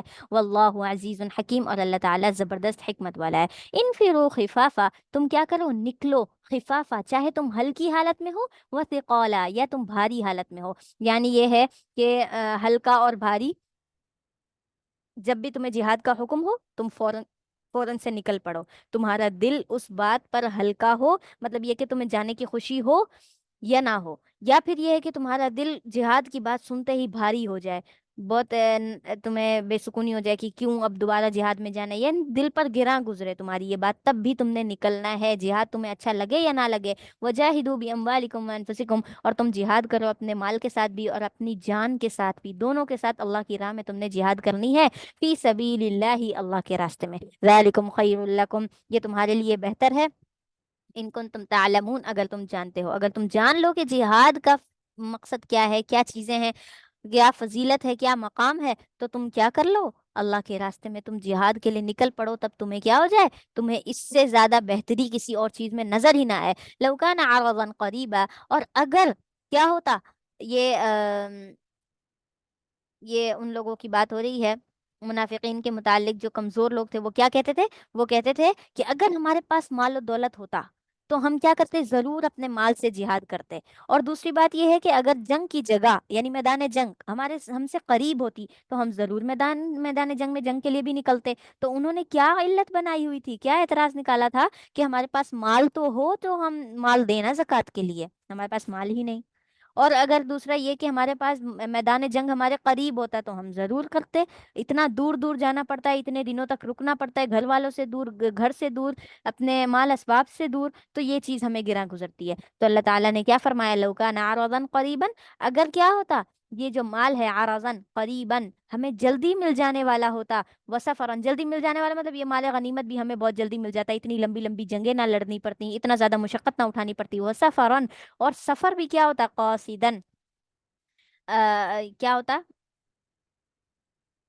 سفر بھی جو ہے وہ درمیانہ ہوتا ہے، یعنی اتنی دور جا کر جنگ نہیں کرنی ہوتی، تو لتبعو کا، ہم ضرور آپ کی پیروی کرتے، ولیکن بعدت علیہم الشقہ، اور لیکن یہ جو ہے نا بعدت، یہ جو دوری ہے، میدان جنگ میں جانا، اتنا دور ہونا، علیہم الشقہ، یہ ان پر جو ہے بہت زیادہ مشقت والی چیز ہے، یعنی یہ ان پر کیا ہو گئی؟ بہت بھاری چیز گزر رہی ہے، یہ مسافت، یہ دوری ان کے لیے بہت مشکل ہے۔ وَسَيَحْلِفُونَ بِاللَّهِ، اور عن قریب وہ کیا کریں گے؟ اللہ تعالیٰ کی قسمیں کھائیں گے آپ کے سامنے، لو استطعنا لخرجنا، اگر ہم استطاعت رکھتے، اگر ہمارے اندر اتنی طاقت اور قوت ہوتی تو ہم ضرور نکلتے، معکم، تمہارے ساتھ، یہلکون انفسکم، وہ تو اپنی جانوں کو ہلاک کر رہے ہیں، یعنی یہ قسمیں کھا کر اپنی جانوں کو ہلاک کر رہے ہیں۔ ایک تو یہ غزوہ تبوک کا ہی واقعہ چل رہا ہے کہ ایک تو وہ لوگ کیا ہو گئے؟ خود پیچھے بیٹھ گئے کہ ہم جنگ میں نہیں جا رہے، ان کو مال و دولت نے روک لیا، ان کو ان کی کھیتی نے، ان کے پھلوں نے ان کو روک لیا، ٹھیک ہے، ایک تو وہ لوگ رک گئے، دوسرا اللہ تعالیٰ نے یہ بھی فرمایا کہ وہ جب آپ کے پاس آئیں گے نا تو بہت سارے عذر لے کر آئیں گے، ہمیں یہ بیماری ہو گئی تھی، ہمیں یہ ہو گیا تھا، ہمیں یہ مسئلہ تھا، یہ وہ، اتنے عذر لے کر آئیں گے، تب بھی آپ نے ان کا کوئی عذر قبول نہیں کرنا۔ تیسرا یہ کہ اگر وہ عذر نہیں بھی لے کر آتے تو آپ کے سامنے بڑی بڑی قسمیں اٹھائیں گے کہ ہم تو بہت کمزور تھے، ہمیں فلاں بیماری تھی، ہمیں یہ مسئلہ تھا، ہمیں وہ مسئلہ تھا، اگر یہ سب کچھ نہ ہوتا تو ہم تو ضرور آتے آپ کے ساتھ۔ تو اللہ تعالیٰ فرماتے ہیں لو استطعنا لخرجنا معکم، اگر وہ لوگ یہ آپ سے کہیں گے کہ اگر ہمارے پاس اتنی استطاعت ہوتی تو ہم آپ کے ساتھ ضرور نکلتے، تو یہ قسمیں کھانا اور یہ عذر بنانا، یہ کیا ہے؟ یہلکون انفسہم، یہ اپنے آپ کو خود ہی ہلاک کر رہے ہیں۔ اگر وہ اس طرح کی باتیں نہ کریں تو اللہ تعالیٰ حقیقت سے واقف ہے، وہ صرف یہ قسمیں اٹھانا، یہ عذر بیان کرنا آپ صلی اللہ علیہ وسلم کو دھوکہ دینے کے لیے کر رہے ہیں۔ واللہ یعلم، اور اللہ تعالیٰ جانتا ہے، انہم لکاذبون، کہ بے شک یہ جو ہے جھوٹ بولنے والے، یہ جھوٹ بول رہے ہیں۔ عفا اللہ عنک، اللہ تعالیٰ نے معاف کر دیا ہے آپ کو، لما اذنت لہم، کہ آپ نے ان کو کیوں اجازت دی، آپ نے ان کو کیوں اجازت دی، حتی یتبین لک الذین، یہاں تک کہ وہ کیا ہو گئے؟ ظاہر ہو گئے آپ کے لیے وہ لوگ جنہوں نے کیا کیا؟ جنہوں نے صدقو، جنہوں نے سچ کہا، وتعلم الکاذبین، اور آپ جانتے ہیں جھوٹے لوگوں کو، یعنی آپ کیا کرتے؟ آپ نے ان لوگوں کو، مطلب یہ ہے کہ یہ جنگ سے پہلے آپ کے پاس آئے، جنگ کے بعد آپ کے پاس آئے، آپ کے سامنے عذر بیان کرنے لگے، یہ ہو گیا تھا، وہ ہو گیا تھا، یہ مسئلہ وہ مسئلہ، اس وقت آپ نے ان کے عذر کو قبول کر لیا، تو آپ نے کیوں قبول کیا؟ ان کو کیوں اجازت دی جنگ سے پیچھے رکنے کے لیے؟ آپ کو ایسا نہیں کرنا چاہیے تھا۔ اگر آپ ایسا نہ کرتے، یعنی آپ صلی اللہ علیہ وسلم ان کے عذر کو قبول نہ کرتے، انہیں جنگ سے رخصت نہ دیتے، تو پھر حقیقت میں معلوم ہو جاتا آپ صلی اللہ علیہ وسلم کو کہ کون ان کے ساتھ آنا چاہتا ہے اور کون نہیں آنا چاہتا، کیونکہ جس کی زیادہ سخت مجبوری ہوتی ہے، جس کا بہت بڑا عذر ہوتا ہے، وہ تو ظاہر ہے اس کو، وہ تو نظر آ رہا ہے لوگوں کو کہ ہاں اس نے رکنا ہے، لیکن جس کے پاس کوئی عذر نہیں، بلا وجہ کے عذر بنا رہے ہیں، ان کے لیے تو پھر کیا ہو جائے گا؟ وہ جھوٹے شامل ہو جائیں گے۔ لا يستأذنك الذين يؤمنون، اس کے بعد اوپر جو آیت ہے کہ وہ آپ سے اجازت طلب کرتے ہیں، آپ سے رخصت مانگتے ہیں، اور آپ ان کو رخصت دے دیتے ہیں، آپ کو نہیں دینی چاہیے تھی، آپ کو سچ سے جھوٹے کی خبر ہو جاتی۔ اس کے بعد اگلی جو آیت ہے نا، اس کے بارے میں بتا دیا اللہ تعالیٰ نے کہ جو اجازت لینے آتے ہیں وہ منافق ہی ہوتے ہیں، جو عذر بناتے ہیں آپ کے سامنے، جھوٹے جھوٹے مسئلے بیان کرتے ہیں، وہ منافقین ہی ہو سکتے ہیں، کیونکہ لا یستأذنک، آپ سے اجازت نہیں مانگیں گے کبھی بھی وہ لوگ، یعنی وہ ایسے عذر نہیں لائیں گے جو کیا کرتے ہیں، الذین یؤمنون والیوم الآخر، جو اللہ پر اور آخرت کے دن پر ایمان رکھتے ہیں، جو ایمان والے ہیں، جو حقیقی طور پر مومن ہیں، وہ کبھی بھی آپ سے رخصت کی اجازت لینے نہیں آئیں گے کہ ہم جنگ میں نہیں جا سکتے، یا بلا وجہ کے عذر نہیں بنائیں گے آپ کے سامنے۔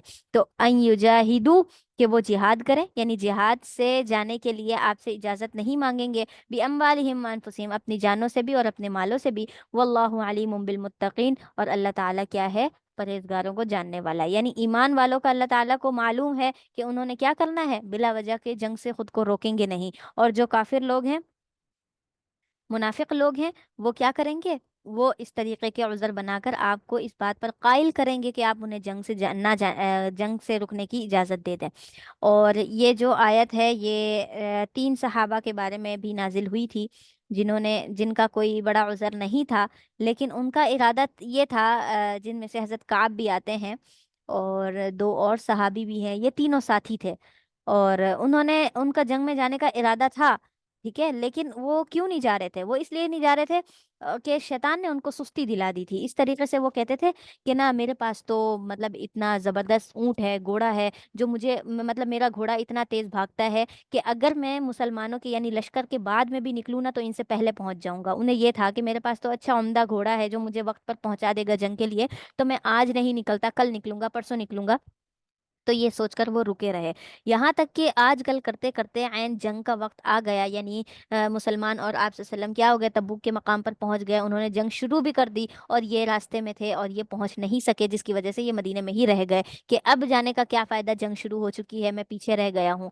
اور باقی جو دو ساتھی تھے ان کا بھی کچھ ایسا ہی مسئلہ تھا، تو اس وجہ سے پھر کیا ہوا تھا، وہ جنگ میں جانا چاہتے تھے لیکن نہیں گئے تھے، ٹھیک ہے، تو اسی وجہ سے پھر ان کے لیے یہاں پر اللہ تعالیٰ نے فرمایا نا کہ کون سی آیت ہے، کہ اللہ تعالیٰ کیا کر لیتے ہیں، ان کو معاف کر دیتے ہیں، یہاں پر اوپر ہم نے پڑھا بھی، ہوں، کہ اللہ تعالیٰ ان کو معاف کر دیتے ہیں اس وجہ سے کہ ان کا ارادہ کیا تھا، آنے کا تھا، اور وہ جو آپ کے سامنے عذر لے کر آ رہے ہیں وہ بھی سچ عذر ہے، یعنی حضرت کعب نے جب واپسی پر آ کر آپ صلی اللہ علیہ وسلم نے ان لوگوں کو بلایا تھا، باقاعدہ سے مجلس لگائی کہ آ جاؤ وہ لوگ مجھے اپنے اپنے عذر بتاؤ جو جنگ سے رہ گئے تھے، تو پھر یہ حضرت کعب بھی آئے تھے اور انہوں نے بھی یہی کہا تھا کہ یا رسول اللہ، میرے پاس تو مال و زر ساری چیز تھی، میں نے تو اپنا زاد راہ بھی تیار کر رکھا تھا، لیکن مجھے سستی غالب آ گئی کہ میرے پاس تو عمدہ گھوڑا ہے جو مجھے وقت پر پہنچا دے گا، اس لیے میں ٹائم سے نہیں نکلا، اور بعد میں کیا ہو گئی، تاخیر ہو گئی، اور میں اس وجہ سے رک گیا۔ تو آپ صلی اللہ علیہ وسلم کو لگا کہ یہ بھی منافقین کی طرح بہانے کر رہے ہیں، یعنی بلا وجہ کا عذر دے رہے ہیں، یعنی ایسا تو کوئی عذر ہو ہی نہیں سکتا کہ نکلنے کا ارادہ ہو اور نہ نکلے ہوں۔ تو اللہ تعالیٰ نے فرمایا، اللہ تعالیٰ نے انہیں معاف کر دیا، اور ان کی سزا یہ مقرر ہوئی تھی، ہم آگے پڑھیں گے اگلی آیت کے اندر، کہ ان سے مسلمانوں کا اور آپ وسلم کا کوئی تعلق نہ ہو، یعنی ان سے قطع تعلق کا حکم دے دیا گیا تھا، اور ان کو یہ بھی حکم دے دیا گیا تھا کہ ان کے اہل و عیال کو، ان کی بیوی بچوں کو بھی ان سے دور کر دیا جائے، اور یہ جب کسی کو سلام کریں تو کوئی ان کو سلام کا جواب نہ دے، اور کوئی ان کا مسلمان بھائی یعنی جو صحابہ تھے وہ ان سے بات نہ کریں، تو اور آپ وسلم بھی ان سے بات نہ کریں، تو یہ تینوں کیا کرتے تھے، آپ وسلم کی مجلس میں آتے تھے، درس وغیرہ سنتے، لیکن جیسے ہی آپ وسلم ان کو دیکھتے تو ان سے اپنا چہرہ پھیر لیتے تھے، کیونکہ اللہ تعالیٰ نے حکم دیتے نا ان سے قطع تعلق کرنا ہے۔ تو پھر جب کتنا وقت گزرا تھا، تقریباً جو ہے 30 دن گزرے تھے، 30 دن کا یہ دورانیہ گزرا، اور اس کے بعد حضرت کعب نے، اور انہوں نے بہت زیادہ ان 30 دنوں کے اندر بہت زیادہ روتے تھے، ہر وقت اللہ تعالیٰ سے معافی مانگتے تھے، مسجد کے اندر بھی راتوں کو جاگ جاگ کر اللہ تعالیٰ سے معافی مانگتے تھے، اور پھر اللہ تعالیٰ نے ان کی معافی کا اعلان کر دیا تھا، اور 30 دن کے بعد جا کر آپ صلی اللہ علیہ وسلم نے کہا تھا کہ ان تینوں کو بلا کر لے کر آؤ۔ جب ان کو بلانے کے لیے گئے تو یہ ڈر گئے کہ شاید کوئی بہت سخت وعید آئی ہے، مزید اب ہمارے لیے کوئی بڑی سزا ہے، لیکن جب آپ صلی اللہ علیہ وسلم کے پاس آئے تو آپ نے ان کو خوشخبری دی کہ اللہ تعالیٰ نے تمہاری معافی کو قبول کر لیا ہے، تمہاری توبہ قبول ہو گئی ہے، لہٰذا آج کے بعد ایسے جنگ سے پیچھے نہ رہنا۔ تو پھر جو ہے حضرت کعب فرماتے ہیں کہ وہ دن میرا ایسا تھا کہ جیسے مجھے آج ہی میری ماں نے جنا ہو، یعنی میری پوری زندگی کے اندر اتنی بڑی خوشی کا کوئی موقع نہیں تھا۔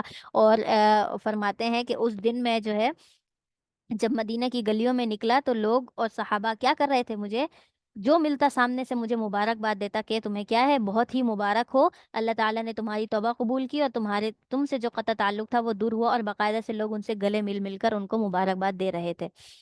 تو یہ سزا تھی ان لوگوں کی جو کیا کرتے ہیں، جنگ سے پیچھے رہ جاتے ہیں، وہ جو سچ بھی آ کر آپ کے سامنے بیان کرتے ہیں، جو بلا وجہ کی آپ کے سامنے آ کر دلیلیں اور عذر بیان کرتے ہیں، ان کے لیے کوئی معافی نہیں، ان کے لیے کیا ہے، اللہ تعالیٰ فرماتے ہیں سزا ہے۔ انما یستأذنک الذین، بے شک وہ لوگ جو آپ سے اجازت مانگتے ہیں، اور وہ لوگ کیسے ہیں، لا یؤمنون باللہ والیوم الآخر، جو اللہ تعالیٰ پر اور آخرت کے دن پر ایمان ہی نہیں رکھتے، وارتابت قلوبہم، اور ان کے دل جو ہے شک و شبے میں پڑے ہوئے ہیں۔ کچھ کہہ رہی ہیں؟ اور ان کے دل جو ہے شک میں پڑے ہوئے ہیں، فہم فی ریبہم یترددون، اور وہ اپنے شک میں ہی پڑے ہوئے کیا ہیں، اسی شک میں اپنے آپ کو مگن کیے ہوئے ہیں، یعنی ان سے وہ شک اور تردد ان سے وہ دور نہیں ہوتا۔ وَلَوْ أَرَادُوا الْخُرُوجَ، اگر وہ نکلنے کا ارادہ کرتے، یعنی جنگ کے لیے نکل آتے، تو لَأَعَدُّوا لَهُ عُدَّةً،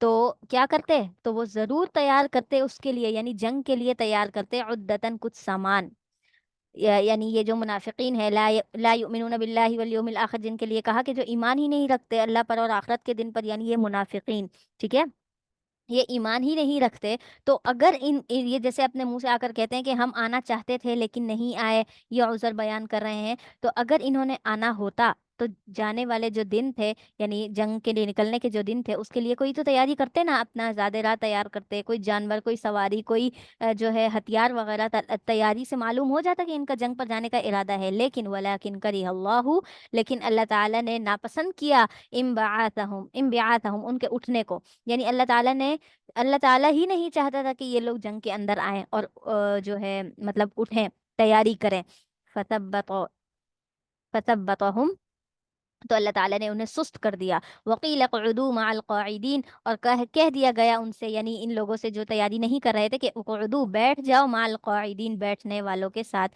یعنی جو مدینہ کے اندر رہ گئے، جو لوگ پیچھے رہ گئے، عورتیں بچے رہ گئیں، کمزور لوگوں کی طرح تم بھی کیا ہو جاؤ، بیٹھ جاؤ، جنگ کے لیے نہ نکلو۔ لو خرجوا فیکم ما زادوکم، اگر وہ نکلتے فیکم تمہارے ساتھ، تو ما زادوکم، تو کوئی اضافہ نہ ہوتا ان کی وجہ سے، الا خبالا، مگر خرابی کا، مطلب جیسے وہ تمہارے ساتھ نکلتے تو اپنی بزدلی کو ظاہر کر دیتے، تمہارے ساتھ باتیں بناتے، اور اس طریقے کی جو ہے جو باقی مسلمان تھے ان کے اندر بھی خرابیاں پیدا کرتے کہ کیوں نکل رہے ہیں، کیا کر رہے ہیں، جیسے کہ ان دونوں منافقین نے کہا تھا کہ کیا ضرورت تھی نکلنے کی اس وقت تبوک کے موقع پر، تو اللہ تعالیٰ نے فرمایا یہ جو منافقین پیچھے رہ گئے ہیں، اگر یہ نکل کر آپ کے ساتھ آ بھی جاتے تو یہ خرابیاں ہی پیدا کرتے، لشکر کے اندر طرح طرح کی باتیں ہی کرتے، وَلَأَوْضَعُوا خِلَالَكُمْ، اور یہ ضرور کیا کرتے، تمہارے درمیان سے بھاگ کر کھڑے ہو جاتے، یعنی جیسے ہی جنگ کا وقت آتا تو یہ بھاگ کر واپس اپنی جگہوں پر آ جاتے، جنگ نہ کرتے۔ یبغونکم الفتنہ، کیوں، اس لیے کہ وہ جو ہے فتنے کو چاہتے ہیں، ان کا مقصد کیا ہوتا ہے، صرف فتنہ پھیلانا، پیچھے بیٹھ کر، مدینہ میں بیٹھ کر بھی وہ لوگ فتنہ ہی پھیلاتے ہیں، پیچھے جو ایمان والے رہ جاتے ہیں ان کو طرح طرح کی باتیں کرتے ہیں، پتہ نہیں مال غنیمت ملے گا، پتہ نہیں ہمارا حصہ آئے گا نہیں آئے گا، ہم جو چلے جاتے ہیں ان کے بارے میں کہتے ہیں ان کو نہیں جانا چاہیے تھا، بلا وجہ اپنی جان جوکھوں میں ڈالی، اپنے مال کو ضائع کیا، مطلب اس طرح کی باتیں کرتے ہیں، اور جب ساتھ جاتے تھے تو وہاں جا کر بھی ان کو مال غنیمت کی فکر ہوتی تھی کہ ہم تو ساتھ ہیں، ہمیں تو حصہ ملے گا، اور اسی طریقے سے کیا کرتے تھے، جنگ کے موقع پر خود کو پیچھے کر لیا اور ایمان والوں کو آگے کر لیا، اس طریقے سے جو ہے وہاں پر بھی فتنہ پھیلاتے رہتے تھے۔ وفیکم سماعون لہم، اور तुम में से कुछ लोग ऐसे भी हैं जो क्या करते हैं, कान लगा कर सुनने वाले हैं, उनकी बातों को सुनते हैं। वल्लाहु अलीमुम बिज़ालिमीन, और अल्लाह ताला खूब जानने वाला है जालिमों को। मतलब ये है कि ईमान वाले भी क्या करते हैं, उनकी बातें सुन लेते हैं कान लगा कर, कि ये मुनाफिकीन आपस में कैसे कैसे बातें कर रहे हैं, और फिर कहीं ना कहीं उनके दिल पर भी इसका असर पड़ता है। अच्छा, ये बात ऐसी हो रही है, ये बात ऐसी हो रही है। जाहिर है जो बात कानों में जा रही हो उसका कहीं ना कहीं दिल पर असर होता है। लक़द बतगुल फितनता, बेशक इन्होंने क्या किया है, फितने को चाहा है, मिन कब्लु, इससे पहले भी, वक़ल्लबू, और उलट पुलट कर दिया है इन्होंने, किस चीज को, लकल उमूरा, तुम्हारे बहुत सारी चीजों को, बहुत सारे मामलात को इन्होंने खराब किया है। हत्ता जा अल हक़, यहाँ तक कि हक बात आ गई, यानी अल्लाह ताला ने हर चीज को जाहिर कर दिया कि मुनाफिकीन ये कर रहे हैं, ऐसे कर रहे हैं, वैसे कर रहे हैं। हत्ता जा अल हक़ व ज़हर अमरुल्लाहि, और अल्लाह ताला का जो हुक्म है वो तो गालिब हो गया। वहम कारिहून, हालांकि वो क्या करते हैं, अल्लाह ताला के इस हुक्म को, इस अमर को क्या करते हैं, नापसंद करते हैं। नापसंद करते हैं कि ऐसा मामला क्यों हुआ, ये चीज़ क्यों हुई, या जो है हमारे बारे में ऐसा फैसला क्यों हो गया, ये सारी चीज़ें वो नापसंद करते हैं। लेकिन अल्लाह ताला हक को ही जाहिर करता है।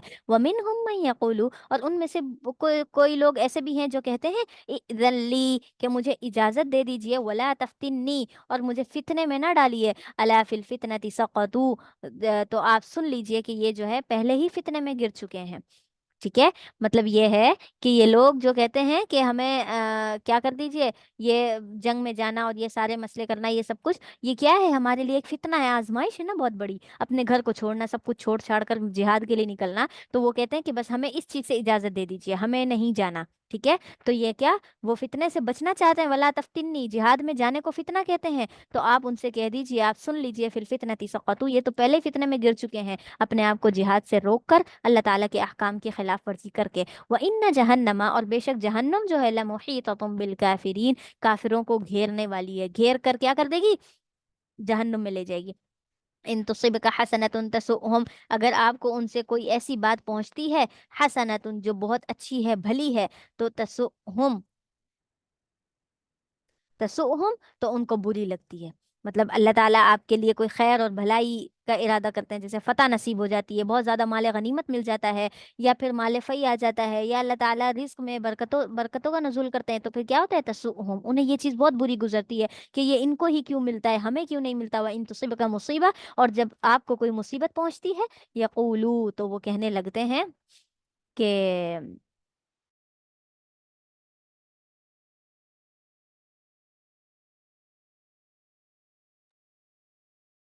अच्छा जी, तो मैं इन तुसिबका मुसीबत यकूलू, और जब आपको कोई मुसीबत पहुंचती है तो वो कहते हैं, कद अखज़ना अमरना, हमने तो क्या कर लिया, हमने तो अपने मामले में बहुत एहतियात कर ली, हमने ऐसी चीज़ ले ली जो हमारे लिए बेहतर थी, हमने नुकसान नहीं उठाया, मिन कब्लु, इससे पहले ही, यानी इससे पहले ही हम क्या हो गए, बेहतर रास्ते की तरफ खुद को फेर लिया। व यतवल्लव, और वो फिरते हैं, वह हम फरीहून, इस हाल में कि वो खुश होते हैं। मतलब ये है कि अपने आप को उस मुसीबत, यानी मुसलमानों को अगर कोई मुसीबत पहुंचती है, जैसे जंग की हालत में कोई ऐसा नामुनासिब हालात आ जाते हैं, कोई मुश्किल पेश आ जाती है, या वहां जाकर जो है खाने पीने में कोई कमी पेशी हो जाती है, कुछ भी होता है, तो उस सूरत में क्या होता है, ये लोग कहते हैं कि अच्छा हो गया, हमने तो पहले ही अपने आप को इस चीज से रोक दिया। ये शिकस्त हो जाती है तो कहते हैं, शुक्र है हम तो गए ही नहीं, वरना वरना इस शिकस्त शिकस्त की वजह से क्या होता, हमारी जो धाक बैठी हुई थी बाकी लोगों पर, वो उसमें हम कमजोर कमजोर हो जाते, लोग हमारा मजाक उड़ाते, ये सारी चीजें। कुल, आप कह दीजिए, ला युसीबना, हमें हरगिज नहीं पहुंचती कोई मुसीबत, इल्ला मा कतबल्लाहु लना, मगर ये कि जो अल्लाह ताला ने हम पर लिख दी है, यानी हमें तो वही मुसीबत पहुंचेगी जो हमारे हक में, हमारे मुकद्दर में लिख दी गई है, क्योंकि तकदीर तो अल्लाह ताला लिखने वाले हैं, हमने खुद तो उस मुसीबत को नहीं बुलाया ना। तो हुआ मौलाना, यानी जो लिखने वाला है अल्लाह, वही हमारा मौला है, हमारा मददगार है। वअलल्लाहि, और अल्लाह ताला पर ही है, फल्यतवक्कलिल मोमिनून, मोमिनों को चाहिए कि वो अल्लाह ताला पर ही भरोसा करें। कुल, आप कह दीजिए, हल तरब्बसून बिना, क्या तुम इंतजार कर रहे हो हमारे मामले में, इल्ला इहदल हुस्नयैन, कि मगर ये कि हमारे पास दो भलाइयों में से एक भलाई हो।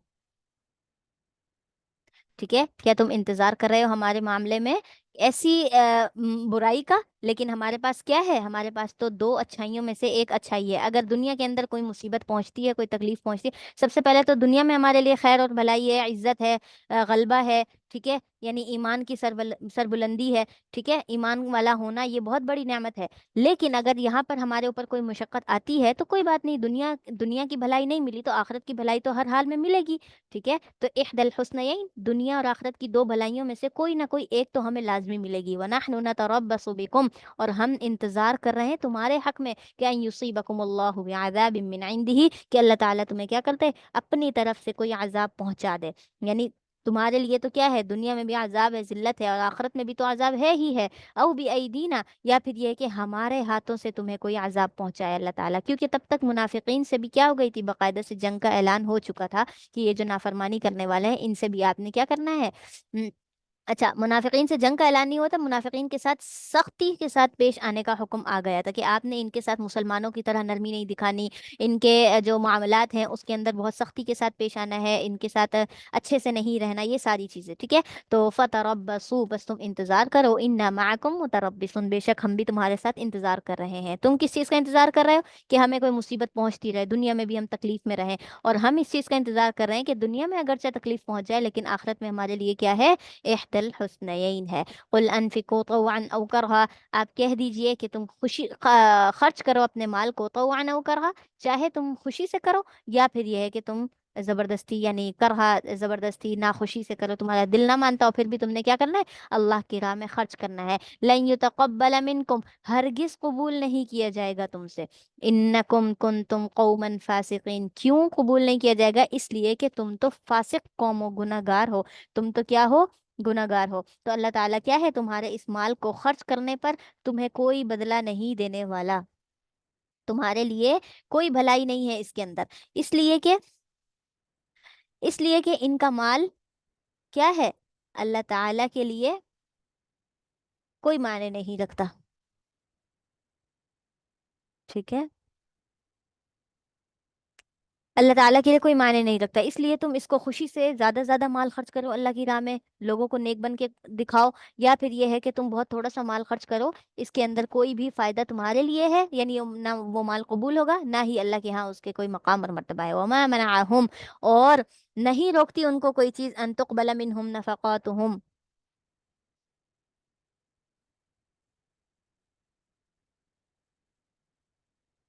کہ نہیں روکتی ان میں سے، ایک سیکنڈ،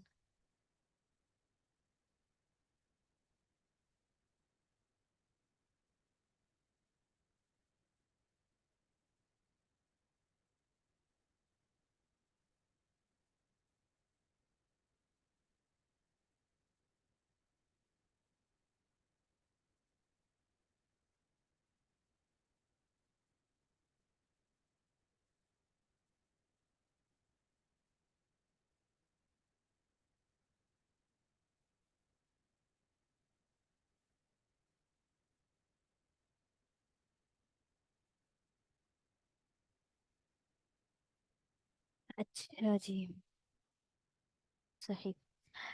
وما منعہم، بسم اللہ الرحمن الرحیم، وما منعہم ان تقبل منہم، کہ نہیں روکتی ان کو کوئی چیز، ان تقبل منہم نفقاتہم، کہ ان سے ان کے نفقات یعنی ان کے صدقات لیے جائیں، یعنی ان کو ان سے صدقہ لینے کے لیے کون سی چیز روکتی ہے؟ الا انہم کفروا باللہ، یہ کہ وہ اللہ تعالیٰ کا انکار کرتے ہیں، وہ بھی رسول ہی، اور اپنے رسول اور اس کے رسول کا انکار کرتے ہیں، یعنی اللہ اور اس کے رسول پر ایمان نہ لانا ہی کیا ہے؟ سب سے بڑی دلیل ہے کہ ان لوگوں کے صدقہ خیرات قابل قبول نہیں ہے، تو ان سے مال بھی نہیں لینا۔ ولا یاتون الصلاۃ، تیسری چیز، وہ نماز کے لیے بھی نہیں آتے، الا وهم کسالى، مگر اگر نماز کے لیے آتے بھی ہیں تو وهم کسالى، وہ بہت سست ہوتے ہیں۔ اور دوسرا دوسرا یہ کہ ولا ينفقون، اور وہ خرچ نہیں کرتے مال کو، الا وهم کارہون، مگر یہ کہ وہ اس چیز کو کیا کرتے ہیں؟ بہت ناپسند، خوشی نہیں ہوتی انہیں، بہت بے دلی سے کیا کرتے ہیں؟ مال کو خرچ کرتے ہیں. فلا تعجبک اموالہم، بس آپ کو تعجب میں نہ ڈالے، حیرت میں نہ ڈالے ان کا مال، ولا اولادہم، نہ ہو ان کے مال، نہ ہی ان کی اولاد. مطلب مال اور اولاد کی زیادتی آپ کو دھوکے میں نہ ڈالے، یعنی آپ کو وہ چیز پسند نہ آئے. انما یرید اللہ، بے شک اللہ تعالیٰ کیا کرتا ہے، جس کو چاہتا ہے عذاب دینے کا ارادہ، لیعذبہم، کہ وہ ان کو عذاب دے. اگر اللہ تعالیٰ چاہے ان کو عذاب دے دے تو پھر کیا ہوگا، بہا فی الحیات الدنیا، اس کے ذریعے سے دنیا کی زندگی میں، وتزہق انفسہم، اور یہ کہ ان کی جان کو اللہ تعالیٰ کیا کر لے، ان کی جان کو نکال لیں اس حالت میں، یعنی ان کی موت واقع ہو جائے، وہم کافرون، اس حالت میں کہ وہ کافر ہوں. ٹھیک ہے. اس کے بعد اس حالت میں کیا کر لیں، کافر ہونے کی حالت میں ہی اللہ تعالیٰ انہیں موت دے دے. وَيَحْلِفُونَ بِاللَّهِ، اور وہ کیا کرتے ہیں، قسمیں کھاتے ہیں اللہ تعالیٰ کی، إِنَّهُمْ لَمِنْكُمْ، کیا، اللہ تعالیٰ کے نام کی قسمیں کھا کھا کر یہ بیان کرتے ہیں کہ بے شک وہ تم میں سے ہیں، یعنی ایمان والے. وَمَا هُمْ مِنْكُمْ، وہ تم میں سے نہیں ہیں. وَلَكِنَّهُمْ قَوْمٌ يَفْرَقُونَ، بلکہ یہ تو ایسی لوگوں میں سے ہیں جو ڈرتے ہیں، یعنی جب جہاد کا نام آتا ہے تو وہ ڈرنا شروع ہو جاتے ہیں اور اللہ تعالیٰ کے احکامات کی خلاف ورزی پر اتر آتے ہیں. تو اس لیے فرمایا کہ وہ تم میں سے نہیں ہے. لو یجدون ملجأ او مغارات، اگر وہ پائیں کوئی ایسی ملجأ، کوئی ٹھکانے کی جگہ، ایسی جگہ جہاں پر انہیں کوئی خوف نہ ہو، او مغارات، یا کوئی غار انہیں مل جائے، او مدخلا، یا پھر یہ ہے کہ وہ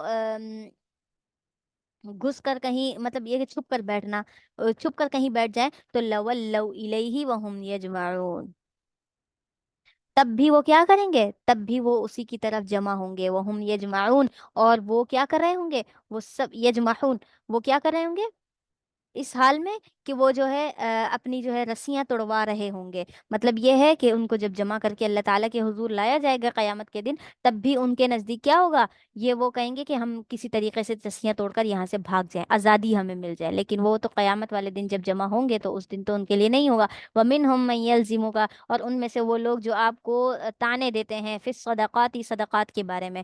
یہ کون سی آیت ہے، اس آیت کے اندر یہ ہے کہ آپ صلی اللہ علیہ وسلم کو جب حکم دیا گیا کہ آپ کیا کریں، صدقات والوں سے صدقے لیں. مطلب یہ ہے کہ جو صدقہ دے سکتے ہیں، جو اچھے ہیں، مالدار ہیں، جو خرچہ کر صدقہ دے سکتے ہیں، ان سے صدقہ ضرور لیں. تو آپ صلی اللہ علیہ وسلم نے صدقے کے لیے ایمان والوں کو، صحابہ کو جمع کیا. تو اس میں سے جس کے پاس جتنی استطاعت تھی وہ اپنی استطاعت کے مطابق دیتا گیا. تو ان میں سے بعض صحابہ تھے جنہوں نے کیا کیا، بہت اچھا عمدہ مال دیا، سونے کی چیزیں اور اتنا سب کچھ دیا.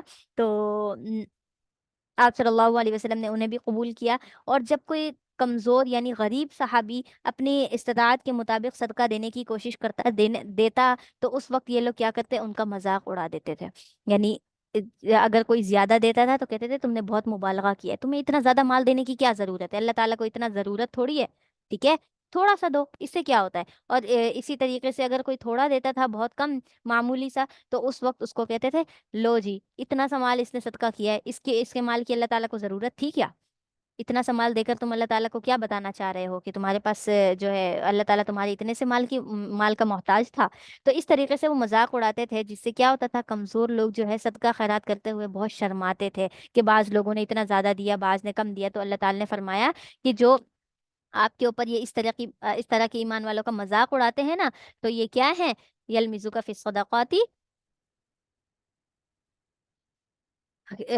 جو آپ کی کیا کرتے ہیں، صدقات کا مذاق اڑاتے ہیں. فَإِنْ أُعْطُوا مِنْهَا، اگر وہ ان کو دے دیے جائیں، تو رضو، تو وہ اس سے راضی ہو جاتے ہیں.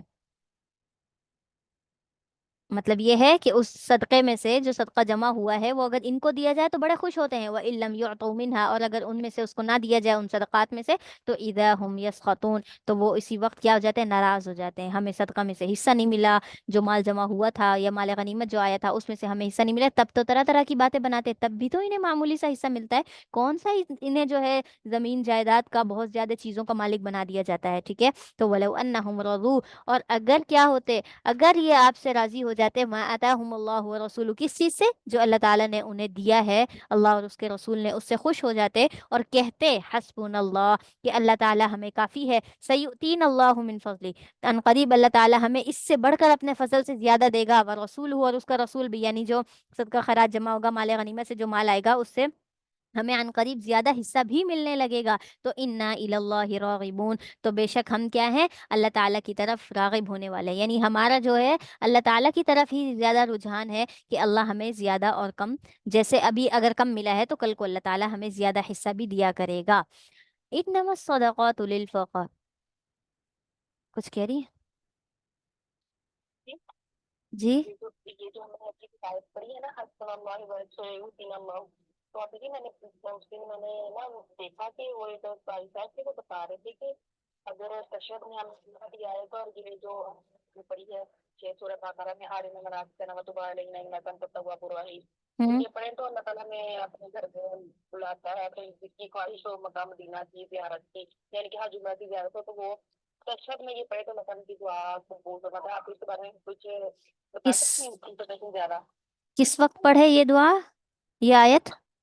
اپنی تشہد کی دعائیں پڑھنے کے بعد. تشہد کی؟ دیکھیں تشہد کے بعد کی دعا کی اتنی فضیلت ہے کہ جو جس نیت سے، جس ارادے سے جو آیت، جو دعا پڑھی جائے تو اللہ تعالیٰ وہ تو قبول کرتے ہیں. ٹھیک ہے. باقی یہ جو آپ بتا رہی ہیں یہ تو ایک وظیفہ ہے، اس کے بارے میں تو مجھے علم نہیں ہے. ہو سکتا ہے یہ وظیفہ کارگر ہو، کس نے کیا ہو اس کے لیے بہتر ثابت ہوا ہو تو انہوں نے یہ بتایا ہو، جو بھی عالم تھے جو بھی تھے. باقی وظائف کے بارے میں مجھے اتنا نہیں معلوم. صحیح. اچھا جی. انا الی اللہ راغبون. انما الصدقات للفقراء. اب جیسا کہ میں نے بتایا تھا کہ یہ صدقات کو لینا اور یہ کھانا پینا، یہ کس کی فضیلت ہے؟ امت محمدیہ کی. اللہ تعالیٰ نے ان کے لیے حلال کر دیا ہے. تو انما الصدقات، بے شک جو صدقات ہیں وہ کس کے لیے ہیں؟ ایسا نہیں ہے کہ مالدار جو ہے اچھا اس کے اندر یہ بھی آتا ہے، بہت سارے لوگ یہ بھی سوال کرتے ہیں کہ ہمارے جو ہے شوہر پر زکوٰۃ ہے تو کہ وہ اپنی بیوی کو دے دے، یا پھر بیوی پر زکوٰۃ ہے، اس کے پاس سونا بہت ہے تو کیا وہ اپنے شوہر کو دے دے یا اپنے ماں باپ کو دے دے؟ حالانکہ ماں باپ اور شوہر بیوی سب کیا ہیں؟ سب کے پاس مال و دولت ہے، وہ مستحق نہیں ہے زکوٰۃ کے، پھر بھی ان کو زکوٰۃ دینے کا سوال کرنا. یہ صدقہ خیرات کا ہے تو پھر ہم صدقہ خیرات اپنے ہی رشتہ داروں میں اپنے ان کو دے دیں.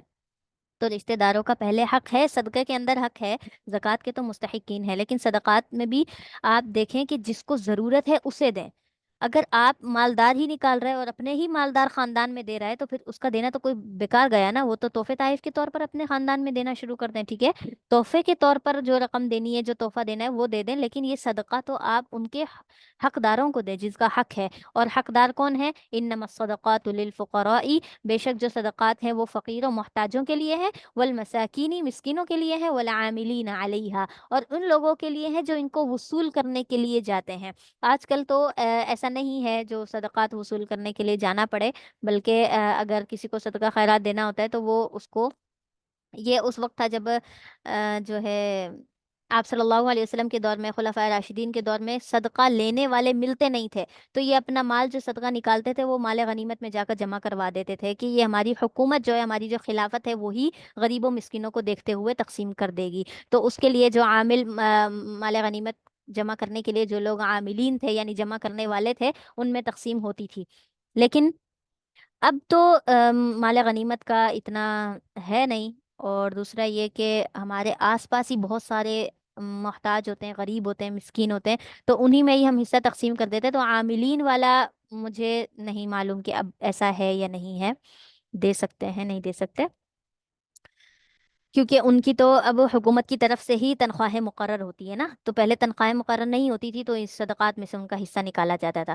تو والعاملین علیہا، جو اس کو عامل یعنی یہ کام کرنے والے ہوتے ہیں ان کو بھی صدقہ دیا جائے گا. اور والمؤلفۃ قلوبہم، اور دلوں میں محبت ڈالنے کے لیے بھی، الفت ڈالنے کے لیے بھی، اور جو لوگ ہوتے ہیں ان کو بھی، یعنی جس جس کا لگے کہ آپ کو اس کا رجحان ایمان کی طرف ہے، وہ مسلمان ہونا چاہتا ہے، تو آپ اس کو صدقہ میں سے کچھ رقم دے کر اس کا دل ایمان کی طرف پھیر دیں کہ یہاں پر بھی ملتا ہے. لیکن جو ہے اب یہ چیز نہیں ہے. جب ایمان پھیل گیا، اسلام پھیل گیا پورے عرب کے اندر، دوسرے ممالک کے اندر، اللہ تعالیٰ نے اسلام کو عزت بخشی، تو اس کے بعد سے یہ حکم بھی ختم ہو گیا کہ کسی کی تعریف کرنے کے لیے یعنی دل پھیرنے کے لیے اسلام کی طرف اب اس کو پیسے رقم دینا، صدقات دینا اب جائز نہیں ہے. وفر رقابی، اور گردن چھڑانے کے لیے بھی آپ کیا کر سکتے ہیں؟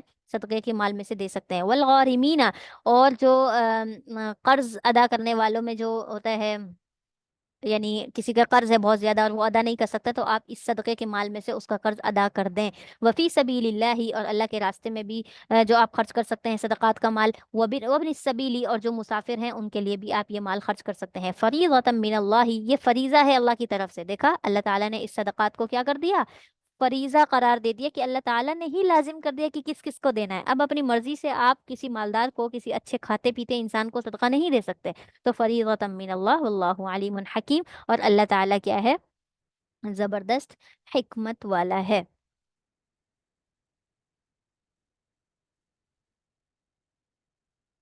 اچھا جی، میرا ارادہ تھا پارا مکمل کرنے کا، تو کیا خیال ہے، آج کرنا چاہیے یا یہیں روک دیں؟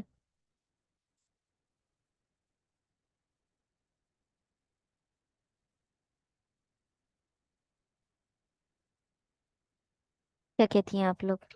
وہ اپنے کو کم کرتے ہیں رکو اور مکا، کچھ زیادہ صحیح ہے۔ ومن، باجی دیکھو جی، باجی پارا مکمل کر لیتے ہیں پارا مکمل کر لیتے ہیں۔ تو ٹھیک ہے۔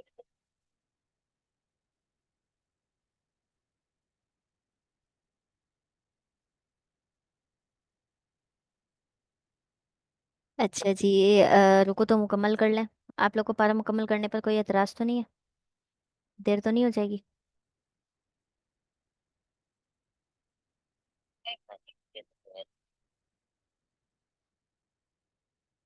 باقی سب رک سکتی ہیں؟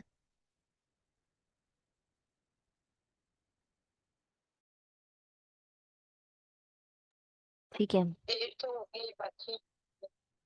چلیں ٹھیک ہے، رکو مکمل کر لیتے ہیں۔ بسم اللہ الرحمن الرحیم، ومنہم الذین یؤذون النبی، اور ان میں سے وہ لوگ جو کیا کرتے ہیں، نبی کو تکلیف دیتے ہیں، ایذا پہنچاتے ہیں، ویقولون، اور وہ کہتے ہیں، ہوا اذن، یہ کیا ہے، یہ اس کو کہتے ہیں اذن، کا مطلب یہ ہے کہ کان کا کمزور ہونا، باتیں سننا لیکن اثر نہ ہونا۔ قل، آپ کہہ دیجئے، اذن، یہ جو ان کے کان ہیں، یعنی آپ صلی اللہ علیہ وسلم کے، خیر لکم، یہ تمہارے کان سے بہتر ہیں، ٹھیک ہے، یہ جو کان ہے یہ بھلائی کا کان ہے، لکم تمہارے لیے بہتر ہے، یؤمن باللہ ویؤمن وَيُؤْمِنُ لِلْمُؤْمِنِينَ وَرَحْمَةً، یہ کیا کرتا ہے، اللہ تعالیٰ پر ایمان رکھتا ہے، اور یہ یقین رکھتا ہے، للمؤمنین، ایمان والوں کی باتوں کا، یعنی ایمان والے جو اعتراف کرتے ہیں، جو بات کرتے ہیں، اس کا یہ یقین رکھتا ہے، وَرَحْمَةٌ لِّلَّذِينَ آمَنُوا مِنْكُمْ، اور یہ کیا ہے، ایمان والوں میں سے، جو بھی تم میں سے ایمان والا ہے نا، اس کے لیے یہ رحمت ہے، یعنی آپ صلی اللہ علیہ وسلم کیا ہے، رحمت للمؤمنین، رحمت للعالمین ہے۔ اللہ تعالیٰ نے آپ صلی اللہ علیہ وسلم کی تعریف کی یہاں پر، ومنہم الذین یؤذون النبی، جو نبی کو تکلیف دیتے ہیں، ایسا پہنچاتے ہیں، اس کے اندر یہ ہے کہ منافقین جو ہے آپ صلی اللہ علیہ وسلم کے بارے میں باتیں بنایا کرتے تھے، کہ یہ جو ہدایت والی باتیں، یہ جو ساری باتیں آ کر ہمیں بتاتے ہیں، یہ جو ہمارے سردار ہیں نا، یہ اس چیز کے زیادہ حقدار ہیں، کہ وہ اگر یہ بات سچ ہوتی، یہ حق ہوتی، تو ہمارے سردار اس بات پر ایمان لے آتے، مان لیتے ان کی بات۔ کیوں؟ اس لیے کہ ہمارے سردار بہت عقل مند ہیں، جو بات سنتے ہیں اس کو سمجھتے ہیں، ان کا دماغ زیادہ ہے، تو عقل مند ہیں اس اعتبار سے۔ لیکن اگر یہ نبی کی بات نہیں مان رہے، تو اس کا مطلب نبی کی بات ہی حق نہیں ہے، نعوذ باللہ، وہ ایسا کہتے تھے۔ تو آپ صلی اللہ علیہ وسلم نے فرمایا کہ یہ جو آپ صلی اللہ علیہ وسلم ہے، یہ کیا ہے، رحمت للذین آمنوا منکم والذین یؤذون رسول اللہ، اور وہ لوگ جو اللہ کے رسول کو تکلیف پہنچاتے ہیں، ان کے بارے میں اللہ تعالی نے فرمایا، لہم عذاب علیم، ان کے لیے دردناک عذاب ہے۔ یحلفون باللہ لکم، وہ اللہ کی قسمیں کھاتے ہیں تمہارے سامنے، لیرضوکم، تاکہ وہ تمہیں راضی کر لیں، مطلب یہ ہے کہ وہ اپنے بارے میں تمہارے دل سے شکوک و شبہات نکالنا چاہتے ہیں، تمہیں اپنی طرح، یہ تمہیں یہ بتانا چاہتے ہیں کہ ہم تو کیا ہے، حق پر ہیں، ہم تو صحیح ہیں، اور تم اس سے کیا ہو جاؤ، خوش ہو جاؤ، جب وہ بار بار تمہارے سامنے اللہ کی قسمیں اٹھائے تو۔ واللہ ورسولہ، اور اللہ اور اس کا رسول کیا ہے، احق، زیادہ حقدار ہے اس بات کا، کہ ان یرضوہ، کہ وہ اس کو راضی کریں، یعنی وہ اللہ اور اس کے رسول کو راضی کریں، نہ کہ ایمان والوں کے سامنے جا کر قسمیں اٹھائیں اور ان کمزور لوگوں کو جا کر بتائیں اور ان کو خوش کرنے کی کوشش کریں، ان کانوا مؤمنین، اگر کہ وہ ایمان لانے والے ہیں، کیونکہ ایمان لانے والوں کے نزدیک کیا ہے، احق ان یرضوہ، کہ اللہ تعالیٰ کو راضی کرنا ہی ان کے نزدیک کیا ہے، زیادہ फजीलत वाली बात है। अलम यालमू, क्या वो नहीं जान, उन्होंने ये बात नहीं जानी कि अन्नहु मन युहारिदिल्लाह व रसूलहु, कि जो अल्लाह और उसके रसूल की मुखालिफत करता है उसके लिए क्या है, फ़इन्न लहू नार जहन्नम, उसके लिए तो जहन्नम की आग है, खालिदन फीहा, वो उसमें हमेशा रहने वाला है। ज़ालिकल खिज़्युल अज़ीम, और ये बहुत ही बड़ी रुसवाई है उनके लिए। यहज़रुल मुनाफिकून, मुनाफिकीन जो है डर जाते हैं इस बात से कि अन तुनज़्ज़ल अलैहिम सूरतुन, के आप पर जो है, उन पर जो है कोई अलैहिम, इन मुसलमानों पर कोई जो है सूरत नाजिल कर दी जाए।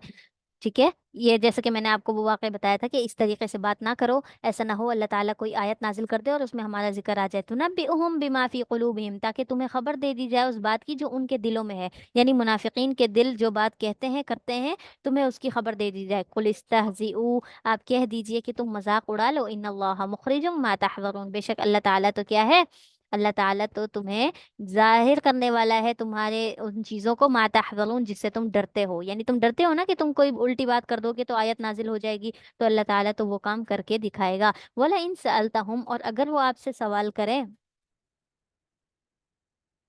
अगर वो आपसे सवाल करें किस चीज का, सॉरी, अगर आप उनसे सवाल करें तो वो इस चीज़ के बारे में कि तुम उनसे क्या बात कर रहे थे, जैसे कि मैंने आपको बताया कि इस तरीके की मुनाफिकीन दो आपस में बातें कर रहे थे, तो उस वक्त जब आप उनसे पूछेंगे ना कि तुम ऐसी बात कर रहे थे, तो वो क्या कहेंगे, लयक़ूलुन्ना इन्ना कुन्ना नख़ूज़ु व नलअब, हम तो क्या कर रहे थे, हम तो बस हंसी मजाक कर रहे थे, हमारा तो असल में ये मकसद था ही नहीं, हम तो आपको तकलीफ नहीं देना चाहते थे, हम हकीकत में बुराई नहीं कर रहे थे, हम तो सिर्फ मजाक मजाक में ऐसी बात कर रहे थे। कुल, आप कह दीजिए, अबिल्लाहि व आयातिही, क्या तुम अल्लाह और उसकी आयतों का मजाक उड़ाते हो, व रसूल ही, और उसके रसूल का, कुन तुम तस्तहजीऊन, क्या तुम जो है, क्या हो, तुम जो है उसके अल्लाह और उसके रसूल की आयत का और उसके रसूल का क्या है, मजाक उड़ाने वाले हो। और जब वो इस तरह की कोई बात करेंगे और आप उनसे सवाल करेंगे तो वो इस तरह से आपको जवाब देंगे कि हम क्या कर रहे थे, हंसी मजाक कर रहे थे। ला तातदिरू, अब तुम कोई उज़र पेश ना करो, ठीक है, अब तुम बहाने ना बनाओ। कद कफरतुम बाद ईमानिकुम, तुमने तो अपने ईमान के बाद क्या कर लिया, कुफ्र कर लिया, इनकार कर दिया। इन नाफू, अगर हम क्या कर दें, अगर हम माफ कर दें, अन तौइफतिम मिनकुम, तुम में से किसी एक जमात को, तो नुअज़्ज़िब तौइफतन, तो हम दूसरे गुरु को यानी दूसरी जमात को हम क्या कर सकते हैं, अजाब भी दे सकते हैं, भी अन्नहुम कानू मुजरिमीन, इस वजह से कि वो मुजरिम थे। यानी अल्लाह ताला अगर किसी कौम को माफ करते हैं तो ये उसकी फजीलत है, अल्लाह ताला का, अल्लाह ताला की जो है अल्लाह ताला का फजल है। और अगर अल्लाह ताला किसी को अजाब देना चाहते हैं तो वो उसको कोई अजाब से रोकने वाला भी नहीं है। इसीलिए फरमाया कि तुम में से, जैसे कि वो दो मुनाफिकीन थे, उनमें से एक ने क्या कर लिया था, फौरन आप सल्लल्लाहु अलैहि वसल्लम से कह दिया था कि आप क्या कर ले, मेरे लिए दुआ करें कि अल्लाह ताला मुझे जिहाद में इतना आगे बढ़ा दे, मेरी मुझे कबूल कर ले। ठीक है, मकसद उनका ये था। तो फिर क्या हुआ, उन्होंने जैसे ही रुजू किया, आप सल्लल्लाहु अलैहि वसल्लम ने दुआ की, अल्लाह ताला ने उन्हें माफ कर दिया। जैसे इन्नाफु अन तौइफतिम मिनकुम, एक ताइफे को, एक मतलब उस एक शख्स को अल्लाह ताला ने माफ कर दिया। और दूसरा जिसने क्या किया था, कानू मुजरिमीन, जो डटा रहा अपनी बात पर कि नहीं मैं तो मजाक कर रहा था, मेरा तो ऐसा कोई मकसद नहीं था, ये और वो, तो उस पे क्या है, अल्लाह ताला ने नुअज़्ज़िबहुम, अल्लाह ताला तो उनको अजाब भी देगा। ठीक है, तो इसीलिए कुरान के बारे में, अल्लाह और उसके रसूल के बारे में बात करने से पहले सोचना चाहिए, और कोई ऐसी बात ना कह दें जिनसे उनकी शान में कोई गुस्ताखी होती हो। इसीलिए अल्लाह ताला ने आप सल्लल्लाहु अलैहि वसल्लम ने अहादीस के अंदर और सहाबा के अमल से ये बात जाहिर है कि अगर कोई कुरान की तौहीन करता है, कोई आप सल्लल्लाहु अलैहि वसल्लम की तौहीन करता है, कोई अहले आलिम की यानी इल्म वालों की तौहीन करता है, तो उसकी सज़ा क्या है, उसको सख्त से सख्त सज़ा दी जाए। कुरान और आप सल्लल्लाहु अलैहि वसल्लम की तौहीन करने वालों के लिए तो फ़ौरन से सजाए मौत है। ठीक है, उसको फौरन से कत्ल करना है। लेकिन अगर कोई शख्स है जो उलमा की तौहीन भी करता है, तो उसने गोया के यहूदियों वाला अमल किया, और फिर यहूदियों के मुतालिक उसकी जो सजा है उसको सख्त से सख्त सजा दी जाए, ताकि, और ये सजा कौन देगा, जो निज़ाम कायम करने वाले होते हैं वो सजा देगा, ताकि कल को दूसरे लोगों के लिए क्या हो जाए, इबरत हासिल हो जाए। ठीक है, यहाँ तक हमने मुकम्मल कर लिया। इंशाल्लाह आगे हम कल करेंगे। सुबहानक अल्लाहुम्मा व बिहम्दिका नशहदु अल्ला इलाहा इल्ला अंता नस्तगफिरुक व नतूबु इलैक। अस्सलामु अलैकुम व रहमतुल्लाहि व बरकातुहू।